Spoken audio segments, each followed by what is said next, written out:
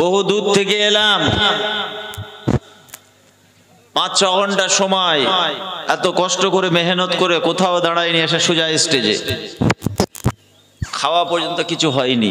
তো কিছু নাকি ভাইয়েরা দুবার করে গিয়ে যোগাযোগ রেখে দাওয়াত করে সব সিস্টেমেটিক্যালি সব ঠিকঠাক করে আজকে মাহফিল। অনেক আশা নিয়ে তো দাওয়াত করেছো নাকি? কি ভালোবাসা নিয়ে আশা নিয়ে কমিটির যুবক ভাইরা এনেছো তো আমাকে নাকি? বা এত বড় বিশাল ব্যবস্থাপনা অনেক আশা নিয়ে করেছে বলেন। আর বেয়াদব গুলো কেমন রাস্তা দিয়ে ঘুরছে দেখুন, ছেলে মেয়ে একদম খিচুড়ি হয়ে দেখলাম তো রাস্তায়। ছি ছি ছি। 6টা ছেলেকে 12 ফুট লাঠি দিয়ে রোডের দুদিকে দাঁড় করিয়ে দেবেন, 3টে করে 6টা, চোখে কাপড় বেঁধে খালি পেটা।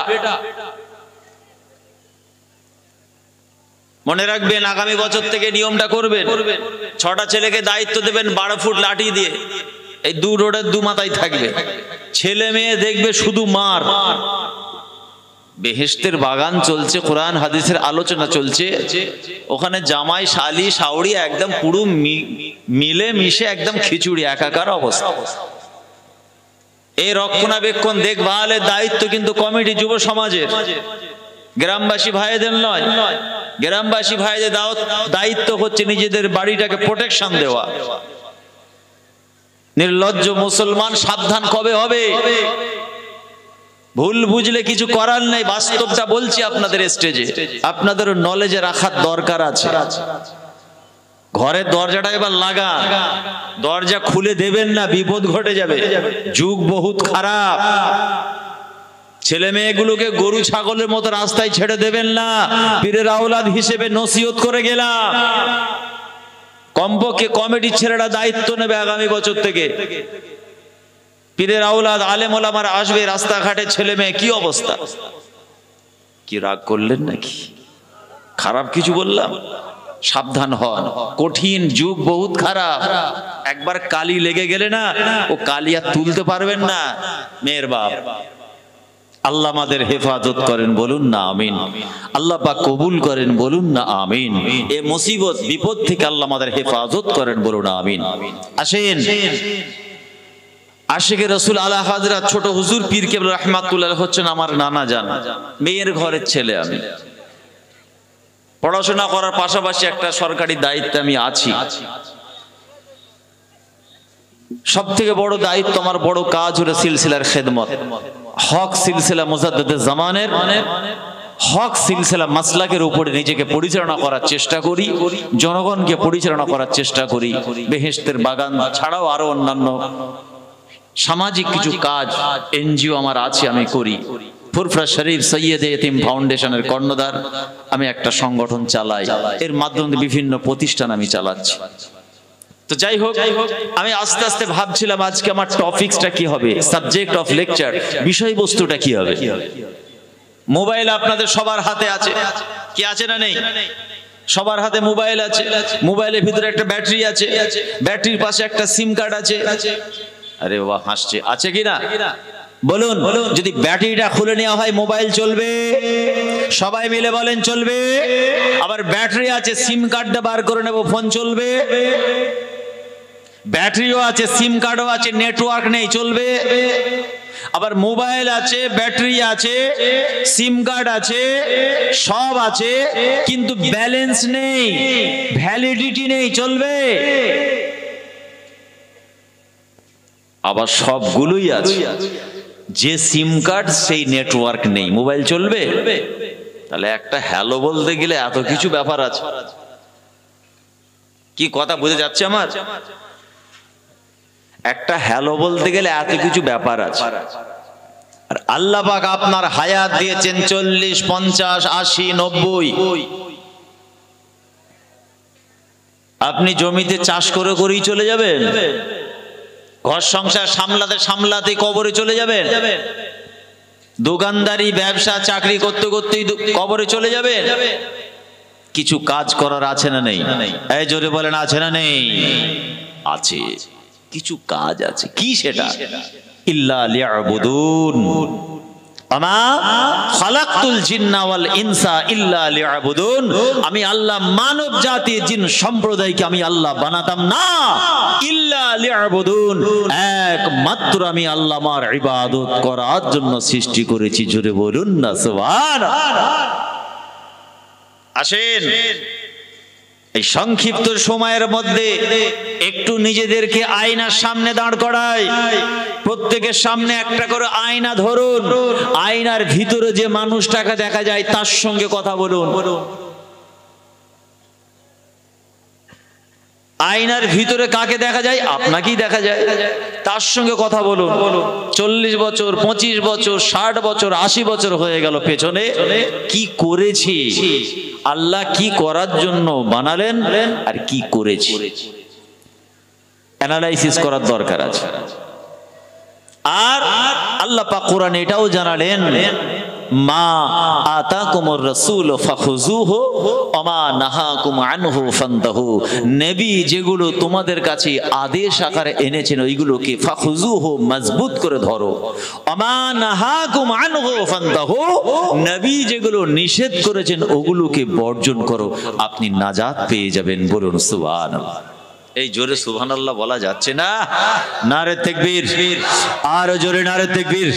সিলসিলায়ে হক মুজাদ্দিদুজ জামান, মাসলাকি মুজাদ্দিদুজ জামান, কমিটি সাহেবান, বাৎসরিক ইসালে সওয়াব, শ্রোতা বিন্দু, নারে তাকবীর।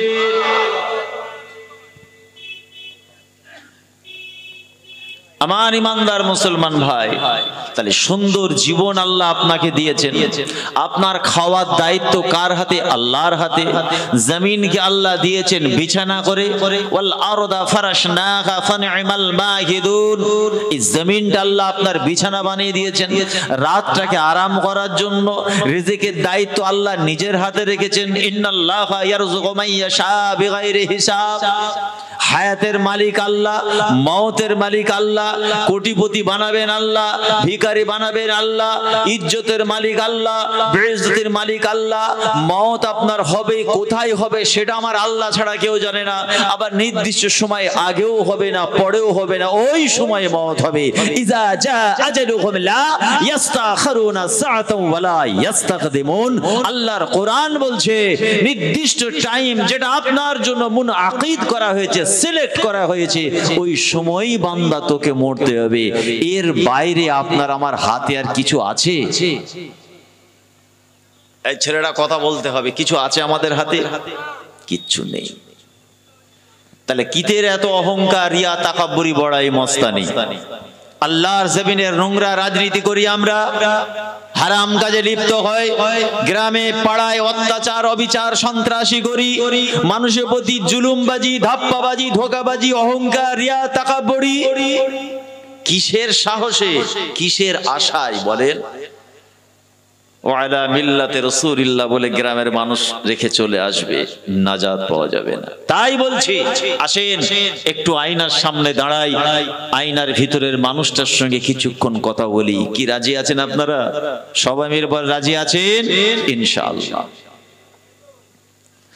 ভাইরা আমার, দোস্তরা আমার, আল্লাহ পাক আল্লাহ রাব্বুল আলামিন ওই কোরআনের মধ্যে আবার জানিয়েছেন, বান্দারে, আমার বান্দা বান্দিরা, তোরা কি মনে করিস আমি আল্লাহ তোদেরকে শুধু শুধু বেকার বেকার আমি আল্লাহ আমার জমিনে তোদেরকে পাঠিয়েছি? আমার কোনো মাকসুদ উদ্দেশ্য তোদের পিছনে কিছুই নাই। আফাহাসিবতুম আন্নামা খালাকনাকুম আবাসা ওয়া আন্নাকুম ইলাইনা লা তুরজাউন। আয় আমার বান্দা বান্দিরা, আমি আল্লাহ তোদেরকে কি বেকার বানিয়েছি? তোদের কি মওত হবে না? সেই মওতের পরে আবার জিন্দা হয়ে আমি আল্লাহ আমার কাছে কি তোরা হাজির হবে না? তোরা কি মনে করিস আমি আল্লাহ তোদেরকে শুধু শুধু বেকার বেকার বানিয়েছি? ওয়া আন্নাকুম ইলাইনা লা তুরজাউন। আল কোরআন। আমাদের চলাফেরা উঠা বসা কিছুক্ষণ চিন্তা করে দেখুন, যেন মনে হয় আমাদের মওত হবে না। আপনার পাশের বাড়ির চাচা চলে গেল, মামা চলে গেল, নানা চলে গেল, নানি, দাদি, খালা, চাচা, মামা সব চলে গেল, আপনিও তাদের সারিতেই আছেন। আজ না হয় কাল আপনাকেও যেতে হবে। একবার যান, কবরস্থানে গিয়ে দাঁড়ান, তাকিয়ে দেখুন কারা শুয়ে আছে, কারা নীরব নগরে শুয়ে আছে, না ফেরা দেশে চলে গেছে, আর আসবে না। কি অবস্থায় দেখুন। আল্লাহ যদি সে ক্ষমতা আপনার আমার দিতেন, যদি কবরে সেই ভয়ঙ্কর দৃশ্য আমরা দেখতে পেতাম, খোদার কসম আল্লাহর জমিনে আমরা আর কোনো গুনাহ খাতা করতাম না। কেউ তাদের পাশে আর না, তাদের আর নামাজ নেই, জিকির নেই, জলসা নেই, তাসবিহ নেই, জিয়ারত কিচ্ছু নেই। হাতে ধরে বলে যাচ্ছে, আসুন একটু খাবারটা হালাল খাই, হারামটা বর্জন করি, মানুষের সঙ্গে ব্যবহারটা ভালো করি, বাপ মার হক আদায় করি, ধোঁকাবাজি চিটিংবাজি বন্ধ করি, আল্লাহর জমিনে হারাম কাজ করা বন্ধ করি, পাওনাদের প্রাপ্য দিয়ে দিই, স্ত্রী হক আদায় করি, অসহায় দুস্থর চোখের পানি মুছিয়ে দিই। যত হক পৃথিবীতে আছে আল্লাহর হকের পাশাপাশি বান্দার হক আদায় করি, ফরজ আইন গুলো আদায় করি, আওকাতের সালাত খোদার ঘরে গিয়ে 5 বার হাজিরা দিই। আল্লাহ আমাদের দুনিয়া আখিরাত কামিয়াব করে দেবেন, বলুন আমিন। না, আমি প্রথমেই বলেছি মোবাইলের কথা বলেছি, তাই তো? ব্যাটারি না থাকলে মোবাইল চলে না, সিম কার্ড না থাকলে চলে না, আবার ভ্যালিডিটি না থাকলে, নেটওয়ার্ক না থাকলে চলে না। এখন কথা হলো আপনার সব আছে, মূল কোন জায়গাটা আগে ট্রিটমেন্ট করতে হবে বলুন? না হুজুর জিয়ারত করতে হবে, তাহাজ্জুদ পড়তে হবে, ইশরাক পড়তে হবে, নফল পড়তে হবে, না, নামাজ ইবাদত বন্দেগী পড়ে করবেন, আগে আপনার ব্যাটারি ট্রিটমেন্ট করতে হবে। কথা ঠিক কি না? মোবাইল চালাতে গেলে আগে সিম কার্ডের ট্রিটমেন্ট, অথবা ব্যাটারি, অথবা নেটওয়ার্ক, তারপর আপনার কল হবে। ওই ব্যাটারির মতো আপনার এখানে কলব, হার্ট, হৃদয় আছে, এই অন্তরটাকে আগে ঠিক করতে হবে। এটাই সিম কার্ড, এটাই ব্যাটারি, এটাই নেটওয়ার্ক। নামাজ পড়ে পড়ে কপাল কালো করে ফেলেছে, হারামখোর মুসলমান আজও হারাম খাওয়া ছাড়তে পারেনি, লজ্জা করে না। তাসবিহ পড়ে পড়ে, জিকির করে করে, জিয়ারত করে করে রাতকে রাত কাটিয়ে দিয়েছে, আজও পর্যন্ত স্ত্রীর সঙ্গে সম্পর্ক ঠিক হয়নি, এতিমের সম্পত্তি মেরে খাচ্ছে। সমাজে আছে না নেই? এই খারাপ লাগছে নাকি আপনাদের? প্রসঙ্গ পাল্টাবো? এই পাল্টাবো নাকি? তাহাজ্জুদের কম নেই, দান খায়রাতের কম নেই, পরের জায়গা মেরে বসে আছে, 40 বছর ধরে গিলছে, খাচ্ছে নয় গিলছে। একটাই কারণ, ওর হার্ট, হৃদয়, ওটা খারাপ হয়ে, ওটা ট্রিটমেন্ট আগে করতে হবে। তাহলে ভাইজান কি করে ট্রিটমেন্ট করতে হয়? ঠোঁট দিয়ে হক কথা বলতে হয়, হকের পক্ষে আওয়াজ তুলতে হয়, অন্যায় থেকে দূরে থাকতে হয়, অসৎ কথা দেখলে, কাজ দেখলে প্রতিবাদ করতে হয়। ভাইরা আমার, দোস্তরা আমার, কলব ঠিক রাখতে গেলে জুবানকে ঠিক করতে হয়। এ মুসলমান গাঁট গণন, কলবকে যদি ঠিক করতে হয়, ব্যাটারি, সিম কার্ড নামক হৃদয় যদি পাক পবিত্র করতে হয়, 1 নম্বর কাজ হলো জুবানে ট্রিটমেন্ট করতে হয়। আল্লাহর হাবিব আল্লাহর রাসূল জানিয়েছেন, আমলিক আলাইকা লিসানিকা ফাহুয়া নাজা, তোমরা তোমাদের ঠোঁটের অপব্যবহার থেকে একটু কন্ট্রোল করো, জুবানের অপব্যবহার করো না। আমি আব্দুল্লাহর বেটা নবী মুহাম্মদ জানিয়ে দিলাম, আল্লাহর দরবারে তোমরা নাজাত পেয়ে যাবে। আল্লাহ রাসূল আবার জানালেন, আফি রিওয়ায়াতিন উখরা, আল মুসলিমু মান সালামাল মুসলিমুনা মিন লিসানিহি ওয়া ইয়াদিহি, আপনি নিজেকে ঈমানদার মুসলমান বলে আল্লাহর জমিনে দাবি করতে পারেন না যদি আপনার হাতের দ্বারা, মুখের ভাষায় জনগণ মার খায়। ও আমার নামাজি, ও আমার মুসলমান পরওয়ানা, পরওয়ারদিগার বেনিয়াজ আল্লাহর দিওয়ানা পরওয়ানা, আল্লাহর বান্দা বান্দিরা, জুবান আগে ঠিক করুন। নামাজ আপনি পড়ে করবেন হাতের দ্বারা, মুখের ভাষায় মানুষকে কষ্ট দেওয়া বন্ধ করুন। আয়নায় দেখেন, আপনার উপস্থিতি, আপনার অবস্থাটা কি এবার আপনি দেখুন আয়নাতে। আমি রাসূলুল্লাহর হাদিস বলেছি, আপনি দেখুন, বলুন। মানুষকে কষ্ট দেবেন না, মানুষের প্রতি অত্যাচার করবেন না। শুধু তাই নয়, ব্যাটারি যদি পাক পবিত্র, হৃদয়কে যদি পাক পবিত্র করতে হয়, পুরো বাপ মার হক আগে আপনাকে আদায় করতে হয়। নামাজ পড়বেন মুসলমান, আগে বাপ মার হক আদায় করুন, নিজের স্ত্রী হক আদায় করুন, স্বামীর হক আদায় করুন। বাফারা মাগারা ইয়েতিম এসির সর্বহারা নিঃস্ব, তাদের চোখের পানি মুছিয়ে দিন, অশ্রুসিক্ত চোখগুলো একটু মুছিয়ে দিন, তাদের পাশে একটু ভালোবাসা দেখা। আমার রাসূল অল্প বয়সে বাফারা মাহারা নবী, খুব অল্প বয়সে আমার রাসূল দুনিয়া থেকে চলে গিয়েছিলেন। মায়ের গর্ভে থাকা অবস্থায় আব্বাজানকে হারালেন, মায়ের গর্ভ থেকে দুনিয়ায় এলেন, অল্প বয়সেই মাকে হারালেন। বাফারা মাহারা নবী, ইয়েতিম ইয়াসির নবী, খুব অল্প বয়সে ইয়েতিম হয়ে গেলেন। তাই আমার রাসূল বলেছেন, ময়দানে মাহশারে আমি রাসূলুল্লাহ, আমার পেছনের সারিতে কারা থাকবে? আমার বেটি ফাতেমা নয়, আমার আবু বকর সিদ্দিক, ওমর ফারুক, ওসমান গনি, হযরত আলী, আমার বেলাল না। নবী রাসূল পয়গম্বর উলামা না, না ওলিয়া আউলিয়া গৌস কুতুব আব্দুল নায়েবে নবী না, আমি আব্দুল্লাহর বেটা নবী মুহাম্মদ। আমার পেছনের সারিতে থাকবে আমার ইয়েতিম ইয়াসির, বাফারা মাহারা নিঃস্ব, সমাজের গ্রাউন্ড লেভেলের গরিব উম্মত উম্মতি আমার পেছনের সারিতে থাকবে। তারা যদি বলা যাবে না? আপনি এত বড় নামাজি, ইয়েতিমের 4 কাটা জায়গা মেরে নিলেন। এই ওয়াজ কি ওভারডোজ হয়ে যাচ্ছে নাকি? হচ্ছে না তো? না শীতের সময় গরমের ওয়াজ হয়ে যাচ্ছে না? তো এত বড় নামাজি, এত বড় আমার মতো জুব্বা, 40 ফুটের জুব্বা, হেইয়া বড় রুমাল, আতর, রে বাপ রে বাপ, যেন মনে হচ্ছে আসমান থেকে ফেরেশতা নেমেছে। 4 কাটা মেরে খাচ্ছে 30 বছর। বলুন এর কি হারে মারবে ফেরেশতা বলেন তো? এটাই তো আপনার কলব, হার্ট, হৃদয়। এটা ভালো না হলে আপনার দোয়া কবুল হবে না। সিম কার্ডটা খারাপ হলে মোবাইলও চলবে না। আবার নেটওয়ার্ক অ্যাপ্রোপ্রিয়েট না হলে, সিলেক্ট না করতে পারলে আপনার মোবাইলে কল হবে না। আর ব্যাটারি খারাপ হলে তো মোবাইল খেল না, কোনো কাজ হবে না। বলেন এই এতগুলো মোবাইল সব নেটওয়ার্ক, বাপ রে বাপ, কি অবস্থা! সব পুরো যেন ঝর্ণা ফুলে সাজিয়ে ফেলেছে একদম, এতগুলো চ্যানেল এখানে। বাবা আমাকে দেখিও না, আমার আওয়াজটা শোনাও। আমাদের পিছনে খোঁচা মারার লোক বহুত বেশি। বলে হুজুররা বসে বসে পয়সা দিয়ে এনে করেছে। কাকে ক পয়সা দিচ্ছি গো? 2000-5000 দিচ্ছি নাকি চ্যানেলওয়ালাগুলোকে? বলে হুজুররা সব পয়সা। হ্যাঁ, সে বক্তা আছে, গাড়ি করে চ্যানেলওয়ালাকে নিয়ে ঘুরছে, ওখানটা থাকবি। হুজুর মাঝে মাঝে দেখছে, হ্যাঁ ঠিক আছে, হ্যাঁ ঠিক আছে। হুজুরের নিজস্ব চ্যানেলে বসে আছে সামনে। এসব চ্যানেল ভাইরা জানে হুজুরের নিজের চ্যানেল, হুজুরের সামনের চ্যানেলে বসে আছে, মাঝে মাঝে দেখছে হুজুর, হ্যাঁ ঠিক আছে, ঠিক আছে তো, হ্যাঁ ঠিক আছে। সে চ্যানেল আর সে বক্তার দেখলে শুনতে পাবে। এনারা আসেন, এতে কাজ হচ্ছে না ভাই না। আমি এনাদের কাউকে অনুমতিও দিইনি।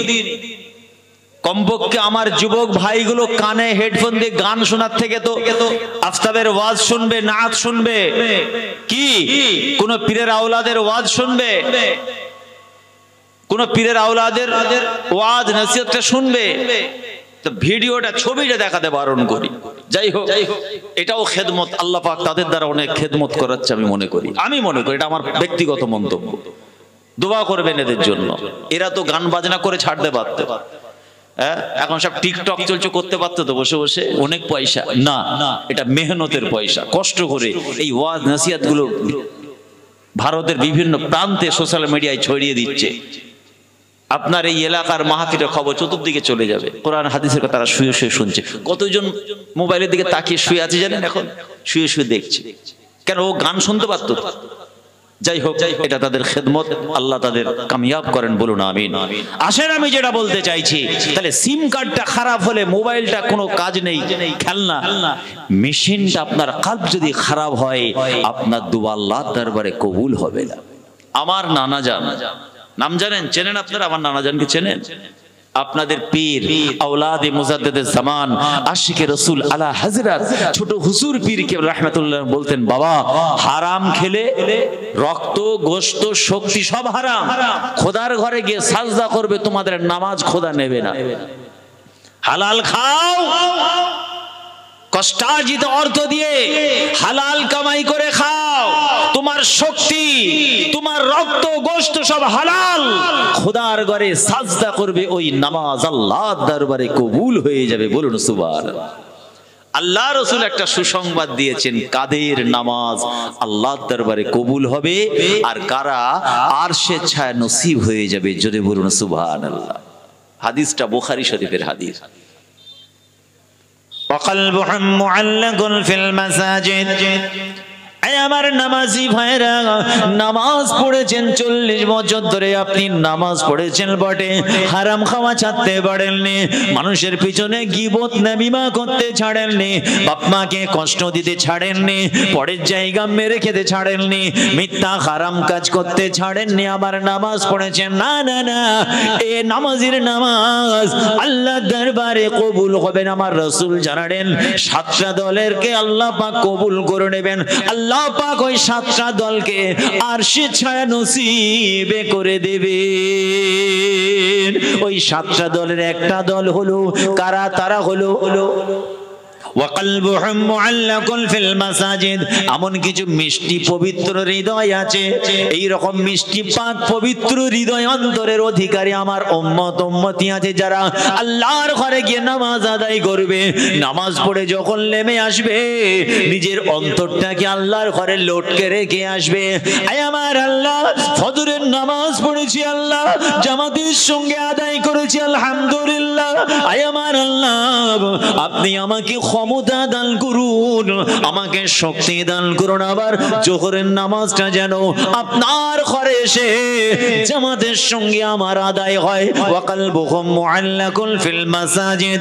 নামাজি ফজরের নামাজ পড়ে ব্যবসা বাণিজ্য কাজ কারবার সংসার ধর্ম ব্যস্ত হয়ে গেল, যখন জোহরের আজান হয়ে যাবে ওই নামাজিকে আর বিবি ছেলে বাল বাচ্চা ব্যবসা বাণিজ্য দুনিয়াদারি না না কিছুই তাকে ভালো লাগবে না, শুধু তাকে ভালো লাগবে কখন আল্লাহর ঘরে গিয়ে সাজদা করবে, শোনা অপেক্ষা করবে। ওয়াকালবুহুম মুআল্লাকুন ফিল মাসাজিদ। আল্লাহ রাসূল জানালেন এই রকম নামাজিগুলোর নামাজ আল্লাহর দরবারে কবুল হয়ে যাবে। শুধু তাই নয়, আল্লাহ পাক জানিয়েছেন, সুসংবাদ দিয়েছেন আমার রাসূল, আল্লাহ পাক তাদেরকে আরশের ছায়া নসিবে করে দেবেন। আরো জোরে বলুন সুবহানাল্লাহ। 70 বছর নামাজ পড়ে কপাল কালো করে ফেলেছে, এখনো বিচার করতে বসে পক্ষপাতিত্ব করে। এই সমাজে আছে না নেই? কথা ঠিক কিনা?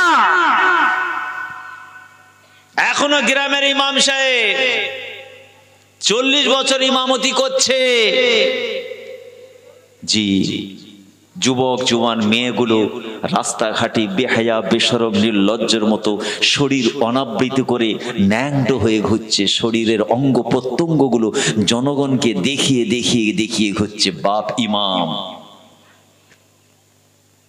এমন কিছু ডাক্তার সাহেব, মাস্টার সাহেব, হাজি সাহেব, মুফতি সাহেব, আল্লামা সাহেব বসে আছে, স্ত্রী বেপর্দা, বেগানা পুরুষের আসা যাওয়া বাড়িতে, গোপনে সুদের ব্যবসা করে, ব্যবসার জায়গায় ওজনে কম দেয়।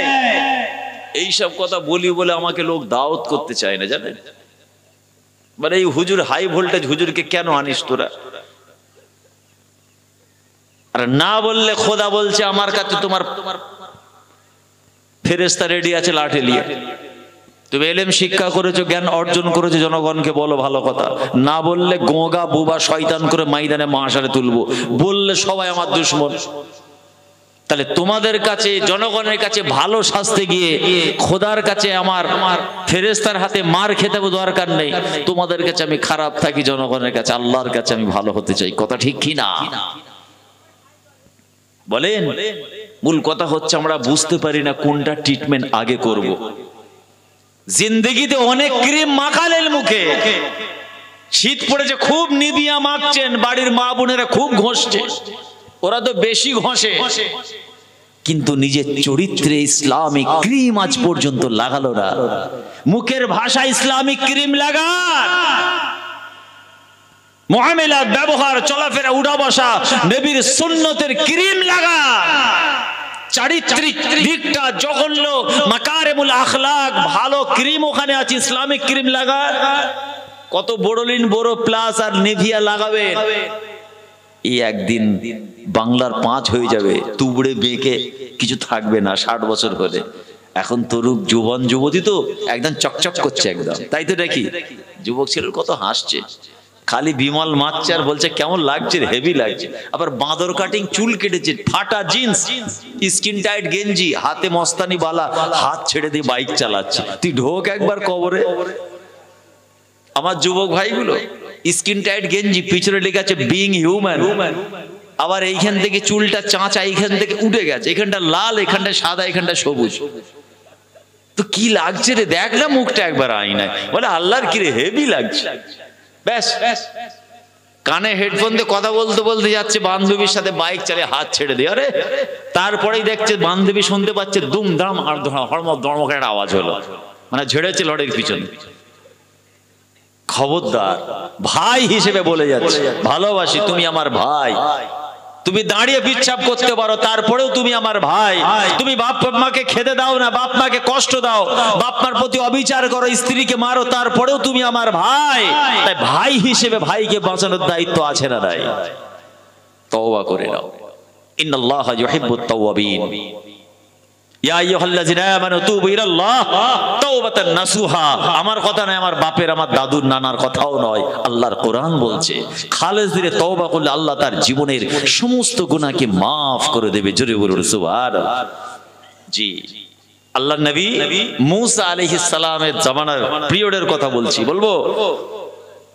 মজলিসে জোশ নেই, সব ওইদিকে সব জিলিপি আর ওই বাদাম আর ঘুগনিতে আছে, ওখানে এখানে কেউ নেই। দেখুন যুবক ছেলে নেই, সব ওদিকে ব্যস্ত আছে, কে টিকটকে, কে ফায়ারিং এ, কে গাছের ডালে, আনাচে কানাচে, গলিতে সব লুকোলুকি করছে। নবী মুসা আলাইহিস সালাতু ওয়াস সালাম, একটা বড় দুঃখের খবর আছে। আমি এই বনি ইসরাইলের একজন মহিলা, আমি আপনাকে নবী বলে মেনে, আপনার আল্লাহকে আল্লাহ বলে মেনে ঈমান এনে মুসলমান হয়েছি। আমি জীবনে একটা কবিরা গুনাহ করেছি, গোপনে মহাপাপ করেছি, মহাপাপ। আল্লাহর নবী মুসা আলাইহিস সালাতু ওয়াস সালাম বলেছিলেন, মা গো কি অপরাধ করেছো মা? ওই সময় মহিলা বলেছিল, ও নবী মুসা, আমি গোপনে লুকিয়ে লুকিয়ে আমি ব্যভিচারীতে লিপ্ত হয়েছি, হারাম কাজ করে ফেলেছি, যার জন্য আমার গর্ভে একটা হারাম বাচ্চা জন্মগ্রহণ করেছে। আমি ব্যভিচারী করেছি। অপরাধ করে নিজে অপরাধ মেনে স্বীকার করাটা খুব বড় কঠিন, ওটাও ঈমানের দরকার আছে। আপনি 40 বস্তা আলুতে 3 কেজি করে পচা আলু ভরে দিলেন, এই ব্যবসায়ী ভাই কেউ নেই তো, আবার বিপদ হয়ে যাবে। 40 কেজি বস্তা আলু বিক্রি করছে, খালি বললো 2 কেজি করে ওই যে বাদ পড়েছে আলুগুলো কাটা পচা ভরে দে। 40 দুগুণে 80 কেজি ওজন হলো, মাল চলে গেল, ফুরফুরাতে চলে গেল। বলুন এই 80 কেজি মালটা পয়সা নেওয়াটা হারাম না হালাল? কথা বলেন, টাটকা না বাসি? যদি বলেন টাটকা, ও তো 40 বছর আলুর ব্যবসা করি খাচ্ছে, রম করে বাড়ি গাড়ি করে ফেলে। ছেলেকে বলছে, দেখ তোর বাপ কত মেহনতের পয়সা দেখছিস, 4 তলার ডালাই দিয়ে দিয়েছি, খালি 1 বছরে একবার একটা হুজুরকে আনবো, 30,000 দিয়ে এমন দোয়া করবে, সব ধুয়ে মুছে সাফ করে দেবে। হুজুরকেও পেটাবে আর তোকেও ছাড়বে না আল্লাহ। প্রত্যেক বস্তায় 2 কেজি করে কাটা পচা আলু দিয়ে 50 কেজি করে প্যাকেট করে ছেড়ে দেবে, জেনে শুনে ভুল বসতে পারে। বলুন এটা হারাম না হালাল? এইসব কথা বললে আমাকে কেউ দাওয়াত করবে? আর আল্লাহর নবী মুসা আলাইহিস আলাইহিস সালাতু ওয়াস সালামকে ওই মহিলা বলেছিল, আমাদের নবী আর একটা অপরাধ করেছি আমি, ভয়ে লজ্জায় ঘৃণায় আমি গোপনে বাচ্চাটাকে প্রসব করে ওকে আমি হত্যা করে ফেলেছি। এখন আমি বাঁচতে চাই, এখন আমি তওবা করতে চাই। কি আমল করব, কি কাজ করলে আল্লাহ পাক আমাকে মাফ করে দেবেন? ও নবী মুসা, আমি বাঁচতে চাই, তা হেরে নি, আমাকে পাক পবিত্র করুন। কি কাজ করলে আল্লাহ পাক আমাকে মাফ করে দেবেন বলুন। আল্লাহর নবী মুসা অবাক হয়ে গেলেন, তুমি এত বড় অপরাধিনী, গুনাহগার, আল্লাহর বান্দি, আল্লাহর জমিনকে অপবিত্র করেছো, জিনার কাজে লিপ্ত হয়েছো। শুধু তাই নয়, আর একটা মাসুম বাচ্চাকে হত্যা করেছো। যাও আমার দরবার থেকে বেরিয়ে যাও, না জানি আল্লাহ পাক নারাজ হয়ে যদি আসমান থেকে আগুন বর্ষণ করে সব ধ্বংস করে দেবে, বনি ইসরাইল কওমকে শেষ করে দেবে। তুমি আমার দরবার থেকে এক্ষুনি চলে যাও, যাও চলে যাও। তোমার এত বড় স্পর্ধা, তুমি আমার কাছে এসেছো, তুমি জেনার কাজে লিপ্ত হয়েছে, একটা অপরাধ, আবার তুমি বাচ্চাটাকে খুন করেছো, আর একটা অপরাধ। আল্লাহ নারাজ হয়ে আসমান থেকে আগুন বর্ষণ করে শেষ করে দেবে, তুমি চলে যাও। মহিলা চোখ ভরা পানি নিয়ে দুঃখে ব্যথায় বেদনায় ফিরে চলে যাচ্ছে। আল্লাহ পাক জিবরিল ফেরেশতাকে মুসা নবীর কাছে পাঠিয়ে দিয়েছে, আয় আমার নবী, আপনি তার খালেক নয়, মালিক নয়, রাজেক নয়, কে বা ওই মহিলার মালিক? আমি আল্লাহ, আমি আল্লাহ তাকে সৃষ্টি করেছি বড় ভালোবেসে মোহাব্বত করে। লাকাদ খালাকনাল ইনসান ফি আহসানি তাকওয়িম, কত সুন্দর করে আমি বানিয়েছি। তুমি কে? তুমি তাকে বাঁচার রাস্তা দেখালে তাকে ঘৃণা করে তাড়িয়ে দিলে। আল্লাহর নবী মুসা জিবরিল ফেরেশতাকে বলছে, জিবরিল এত বড় অপরাধ করেছে, তা কি করব আমি তাকে? জিবরিল ফেরেশতা বলছে, আল্লাহ পাক জানেন সে তো ওই গুনাহটা করেনি, ওই অপরাধ। কোন অপরাধ? সে তো বেনামাজি নয়। চিন্তা করেন মুসলমান, আল্লাহর জমিনে একটা বেনামাজির কত বড় অপরাধ। একজন জিনা করেছে, বাচ্চাটাকে হত্যা করেছে। জিবরিল ফেরেশতা কি বলছে, যে সে তো ওই অপরাধটা করেনি যে তার নামাজ বেনামাজি বা নামাজে গাফেল। ফাওয়াইলুল লিল মুসাল্লিন আল্লাযিনা হুম আন সালাতিহিম সাহুন। আল্লাহর কোরআন বলছে তাদের জন্য বরবাদির খবর আছে, তাদের জন্য ধ্বংসের খবর আছে। কাদের জন্য? আল্লাযিনা, তাদের, কাদের? হুম আন সালাতিহিম সাহুন, যারা নিজেদের নামাজ দিয়ে গাফেল, দুর্বল, ইচ্ছামতো খেয়াল খুশিপনা নামাজ পড়ে। তাহলে আল্লাহর জমিনে বেনামাজির কত ভয়ঙ্কর চিত্র চিন্তা করেন। হাতে ধরে বলে যাচ্ছি নামাজটা পড়বেন, বলুন না ইনশাআল্লাহ। আমি জানি ইনশাআল্লাহ সবাই নামাজ পড়েন।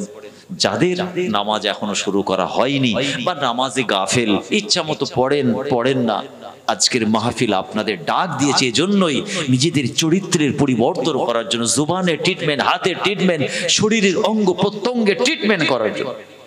আল্লাহর কোরআন বলছে, ইয়াউমাইযিন তুহাদ্দিসু আখবারাহা, এমন একটা দিন আসবে এই জমিন কথা বলবে। এই 1 ইঞ্চি জমি নিয়ে মারপিট, সারা জীবন আপনি কেস কাচারি করে চলে গেলেন, ময়দানে মাহশারে আপনার বিচার হবে। আল্লাহ পাক ওই জমিনকে বলবেন, জমিন তুই কথা বল, তুই কার সম্পদ? ইয়াউমাইযিন তুহাদ্দিসু আখবারাহা। অতএব দুনিয়াতে এসব গন্ডগোল বিবাদ বন্ধ করেন, দুই ভাই বসে কাউন্সেলিং করে মিটিয়ে নেন, গুনাহ খাতা কম হবে, কম হবে। এই অপরাধ থেকে আল্লাহ আমাদের নাজাত দেন, বলুন না আমিন। আমার রাসূলের হায়াতে জিন্দেগিতে ওই রকম একজন মহিলা এসেছিল, বিবাহিতা মহিলা, এসে বলছে, ইয়া রাসূলুল্লাহ, একদম আতঙ্কিত, ভয়ে কাঁপছে মহিলাটা। আসসালামু আলাইকা ইয়া রাসূলুল্লাহ, ইয়া হাবিবাল্লাহ, হুজুর আমি একটা কবিরা গুনাহ করেছি। কি গুনাহ করেছো মা? ইয়া রাসূলুল্লাহ, আমি হচ্ছে বিবাহিত, আমার স্বামী বিদেশে, আমি অবৈধ কাজে, হারাম কাজে লিপ্ত হয়েছি গোপনে। একটা গর্ভে বাচ্চা এসে গেছে, আমি বাচ্চাটাকে হত্যা করেছি। হুজুর আমি বাঁচতে চাই, তাহেরেনি ইয়া রাসূলুল্লাহ। আল্লাহ রাসূল অবাক হয়ে গেলেন। আল্লাহর তোমাকে কড়া মারতে হবে, আর খুনের বদলা খুন, এটা তোমার বিচার। তো আমি রাসূলুল্লাহ ভয় খেয়ে গিয়েছিলাম যে মনে হলো যেন তোমার আসরের নামাজ কাজা হয়ে গেছে, তুমি তো এই অপরাধ করেছো, এর থেকেও বেশি অপরাধী তারা যারা সকালে নামাজে গাফেল, আল্লাযীনা হুম আন সালাতিহিম সাহুন। আমার মনে হলো তুমি এমন আতঙ্কিত হয়েছিলে মা, আমার মনে হলো তোমার আসরের নামাজ কাজা হয়ে গেছে। প্যারে হাজরিন, আয়নার সামনে নিজের মুখটা দেখুন, আপনার সঙ্গে নামাজের সম্পর্ক কেমন। আল্লাহ নাজাত পাওয়া যাবে। দুনিয়া দুনিয়া দুনিয়া দুনিয়া করি আমরা শেষ। আর দুনিয়া ও লাহবু ওয়া লাইব, খেল তামাশার জায়গা। ও আন্না দারুল আখিরা লাহিয়াল হাইওয়ান। রাসূল বলেছেন আসল জিন্দেগি হচ্ছে আখিরাতের জিন্দেগি, এটা তো খেল তামাশা করার জায়গা। বুঝে গেল? দুনিয়া দুনিয়ার জায়গায় রাখুন, আখিরাতকে আখিরাত জায়গায়। আল্লাহর হাবিব আল্লাহর রাসূল হুজ্জাতুল বিদা, বিদায় হজ থেকে ফেরার পথে একটা উঁচু জায়গায় দাঁড়িয়ে আরাফার ময়দানে আল্লাহর রাসূল বলেছিলেন, সাহাবারা তোমরা একটু চুপচাপ থাকো, চুপ করো, একটু কথা বলতে চাই। আমি রাসূলুল্লাহ আমার জীবনের কিছু শেষ বয়ান আমি করতে চাই। বিদায় হজের ভাষণ, যেটা হচ্ছে আমার রাসূলের জীবনের শেষ ওয়াজ। আল্লাহ রাসূলের জীবনের শেষ ওয়াজ কি? আমার রাসূল বলছেন একটা উঁচু জায়গায়, সাহাবারা, একজন সাহাবাকে বললেন সবাইকে চুপ করতে বলো। সমস্ত সাহাবারা স্তব্ধ, প্রেইড অফ সাইলেন্ট। আল্লাহ রাসূল একটা উঁচু জায়গায় বসে বেশ কিছু ওসিয়ত নসিহত করেছিলেন জীবনের শেষ লগ্নে। যার পরে আমার রাসূলের আর হজে যাওয়া হয়নি, তার কিছুদিন পরে আমার রাসূল দুনিয়া থেকে বিদায় নিয়েছিলেন হায়াতুন নবী। তার একটা হাদিস বলছেন, لست أخشى عليكم أن تشركوا بعدي ولكن أخشى عليكم الدنيا أن تنافسوا فيها। أيا أصحاب الكرام, আমি রাসূলুল্লাহ আমার ভয় হয় না, আমি চিন্তা করি না। لست أخشى عليكم, আমি তোমাদেরকে নিয়ে ভয় করি না। أن تشركوا بعدي, আমি রাসূলুল্লাহ আমার চলে যাবার পরে তোমরা শিরক বিদআতে লিপ্ত হবে। لست أخشى عليكم, এ ভয় আমি রাসূল করি না। ولكن أخشى عليكم الدنيا أن تنافسوا فيها, কিন্তু আমি রাসূলুল্লাহ আমার বড় চিন্তা হয় আমার পরে আমি চলে যাবার পরে দুনিয়া তোমাদের উপরে প্রাধান্য বিস্তার করবে। দ্বীন ইসলাম ছেড়ে দিয়ে দুনিয়া দুনিয়া দুনিয়ার মোহে, দুনিয়ার আলোচনায়, দুনিয়ার স্রোতে নিজেদের ভাসিয়ে দিয়ে আল্লাহ হারা, রাসূল হারা, ঈমান হারা, সর্বহারা হয়ে তোমরা দুনিয়া দুনিয়া করে পাগল হয়ে যাবে। লাস্তু আখশা আলাইকুম আন তাশরাকু বাদি, কিন্তু আমি রাসূলুল্লাহ আমি ভয় করি না আমার পরে তোমরা শিরক বিদআতের মধ্যে লিপ্ত হবে। প্যারে হাজরিন, আমরা কেউ শিরক করি না, ইনশাআল্লাহ করব না। আমরা কেউ শিরক করি? বলেন, আমরা কেউ শিরক করি না, কিন্তু দুনিয়া আমাদের উপর প্রাধান্য বিস্তার করে, আমরা দুনিয়ার কথাই উঠা বসা করি। দেখেন আয়নার সামনে যে নোংরা রাজনীতি আমরা করছি, এটা ইসলাম অ্যাপ্রুভ করে না। এই রাজনীতিকে ইসলাম পছন্দ করে না, ইসলাম বিরোধী রাজনীতি। যেটা আপনি করছেন, নিজের ভাইকে মারছেন, প্রতিবেশীকে মারছেন, পরের জায়গা দখল করে নিচ্ছেন, গুন্ডাগিরি মস্তানি করছেন, নামাজ রোজা শরিয়তের সব কাজ ছেড়ে দিয়ে স্ত্রী বাপ মা সব ভুলে গিয়ে ঝান্ডা ধরে ইনকিলাব জিন্দাবাদ, না, এটা ইসলাম অ্যাকসেপ্ট করে না। সুশাসনের রাজনীতি করুন, মানুষের সহযোগিতা করুন, পাশে দাঁড়ান। ইন্ডিয়ান কনস্টিটিউশন, ভারতীয় সংবিধান আপনাকে পাওয়ার দিয়েছে, শক্তি দিয়েছে, আপনার একটা ভোট দেওয়ার অধিকার আছে, সেটা আপনি নির্দিষ্ট ক্যান্ডিডেটকে চুজ করে দিন। কিন্তু নোংরা রাজনীতি করছেন কেন? মানুষকে মারার রাজনীতি। বলুন, ধর্মকে নিয়েও রাজনীতি করছেন না। আল্লাহ আমাদের হেফাজত করেন, বলুন না আমিন। এই জোরে বলা যাবে না আমিন? প্যারে হাজরিন, তাই বলছি আসুন একটু হালাল খাওয়ার চেষ্টা করি, মানুষের সঙ্গে ব্যবহার ভালো করি, বাপ মার হক আদায় করি। কত ছেলেরা আছে বাপ মাকে খেতে দেয় না। এই কথা ঠিক না ভুল? বাপ মার সঙ্গে সম্পর্ক ভালো নেই। আল্লাহ রাসূলের দরবারে রাসূলুল্লাহ জলিলুল কদর সাহাবা আবু হুরায়রা রাদিয়াল্লাহু তাআলা আনহু এসে কাঁদছেন। আমার রাসূল বলছেন, মা ইউবকিকা ইয়া আবা হুরায়রা, আবু হুরায়রা কাঁদছো কেন? বলে, হুজুর আমার মা আমাকে মেরে তাড়িয়ে দিয়েছে, আর বলেছে যদি নবীকে পছন্দ হয় নবীর কাছে থাকো, মায়ের কাছে এসো না, আর যদি মাকে ভালো লাগে মায়ের কাছে থাকো, নবীকে ছেড়ে দাও। হুজুর আমি মাকেও তো ছাড়বো না, হুজুর আমি আপনাকেও ছাড়বো না। সুবহানাল্লাহ বললেন না? এই সবাই মিলে জান ভরে বললেন না সুবহানাল্লাহ? হুজুর আমি আপনাকেও ছাড়বো না। 10 মাস 10 দিন যে মায়ের গর্ভে মাকে নিচড়ে শোষণ করে খেয়ে বড় হয়েছি, আহা যার জন্য পৃথিবীর জমিন দেখলাম, হুজুর আমি মাকেও ছাড়বো না। তো কাঁদছো কেন? বলে হুজুর মা আমাকে তাড়িয়ে দিয়েছে, আমি কি করব? আল্লাহ রসুল বলছেন যাও, এটা তোমার ঘরের ব্যাপার, আমি রসুল্লাহ কি করব? একই মজলিসের লোক নেই, আবার চাওয়ালা ঢুকে গেছে। ভাই তুমি যাও না, এখন ঝামেলা করছো কেন? হ্যাঁ তাড়াতাড়ি যাও। আমার আদা দিয়া গরম চা, সে কোন দার্জিলিং থেকে চা পাতা আসছে ছেলেটা আমি তা জানিনি, এসে তো উঠে পড়েছি। ছেলেটা আদা দিয়া চা আনছে, আমার মনে হয় দার্জিলিং থেকে চা পাতা আসছে, মনে হয় দেরি হবে নাকি? তোমাকে দিতে হবে তো, ও হবে ঠান্ডায়। যাক মজাক করলাম একটু, ছেলেটা আবার না দুঃখ করে। আমার ইমানদার মুসলমান, আল্লাহর হাবিব আল্লাহ রসুলের জিন্দেগি। আবু হুরায়রাকে বলছেন মা ইউবকিকা ইয়া আবা হুরায়রা, আবু হুরায়রা কাঁদছো কেন? শোনেন আলেম ওলামারা জানবেন, এমন একজন মানুষের কথা বলছি, আল্লাহু আকবার। সিহাসিত হাদিস মিশকাত থেকে শুরু করে যত কুতুবে হাদিস আছে সমস্ত হাদিস সবথেকে বেশি রিওয়ায়াত করেছেন কে? আবু হুরায়রা রাদিয়াল্লাহু তাআলা আনহু। বলুন সুবহানাল্লাহ। খালি আমরা যখন পড়াশোনা করেছি মাদ্রাসায়, ওয়ান আবি হুরায়রাতা, বারবার সেই সাহাবী এসে কাঁদছে রাসূলুল্লাহর সামনে। আমার রাসূল তাকে বলছেন তোমার ঘরোয়া সমস্যা, আমি রাসূল কি করব? হুজুর আপনাকে কিচ্ছু করতে হবে না, সিদ্ধান্ত আমার মজবুত আছে, আপনাকেও ছাড়বো না, মাকেও ছাড়বো না। তাহলে আমি রাসূল কি করব? হুজুর একটু দোয়া চান। শুনছেন? আবু হুরায়রা আমার রাসূলকে বলছে হুজুর একটু আমার মায়ের জন্য দোয়া চান, মা যেন মুশাররফ বা ইসলাম হয়, ইসলাম ধর্ম কবুল করে, আল্লাহ পাক যেন আমার মাকে হেদায়েত দেন। আল্লাহ রাসূল বলছেন তাবাসসুম হেসে, যাও আবু হুরায়রা আমি তোমার মায়ের জন্য দোয়া চাইছি। আল্লাহ রাসূল দুটো হাত আল্লাহ দরবারে তুলে চোখ ভরা পানি নিয়ে দোয়া চাইছেন, আল্লাহুম্মা হাদে উম্মে আবা হুরায়রা, আল্লাহুম্মা হাদে উম্মে আবা হুরায়রা, আল্লাহুম্মা হাদে উম্মে আবা হুরায়রা।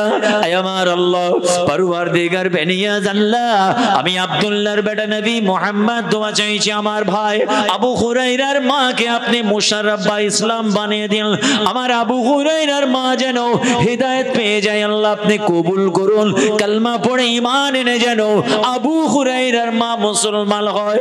আবু হুরায়রা রাদিয়াল্লাহু তাআলা আনহু আমার রাসূলের দরবার থেকে বেরিয়ে পাগলের মতো রাস্তা দিয়ে বাড়ির দিকে দৌড়ায়। রাস্তার মানুষ বলেছিল আবু হুরায়রা দাঁড়িয়ে যাও, বলে না না তোমার এত আনন্দ কিসের, তুমি হন্তদন্ত হয়ে কোথায় পালিয়ে যাও?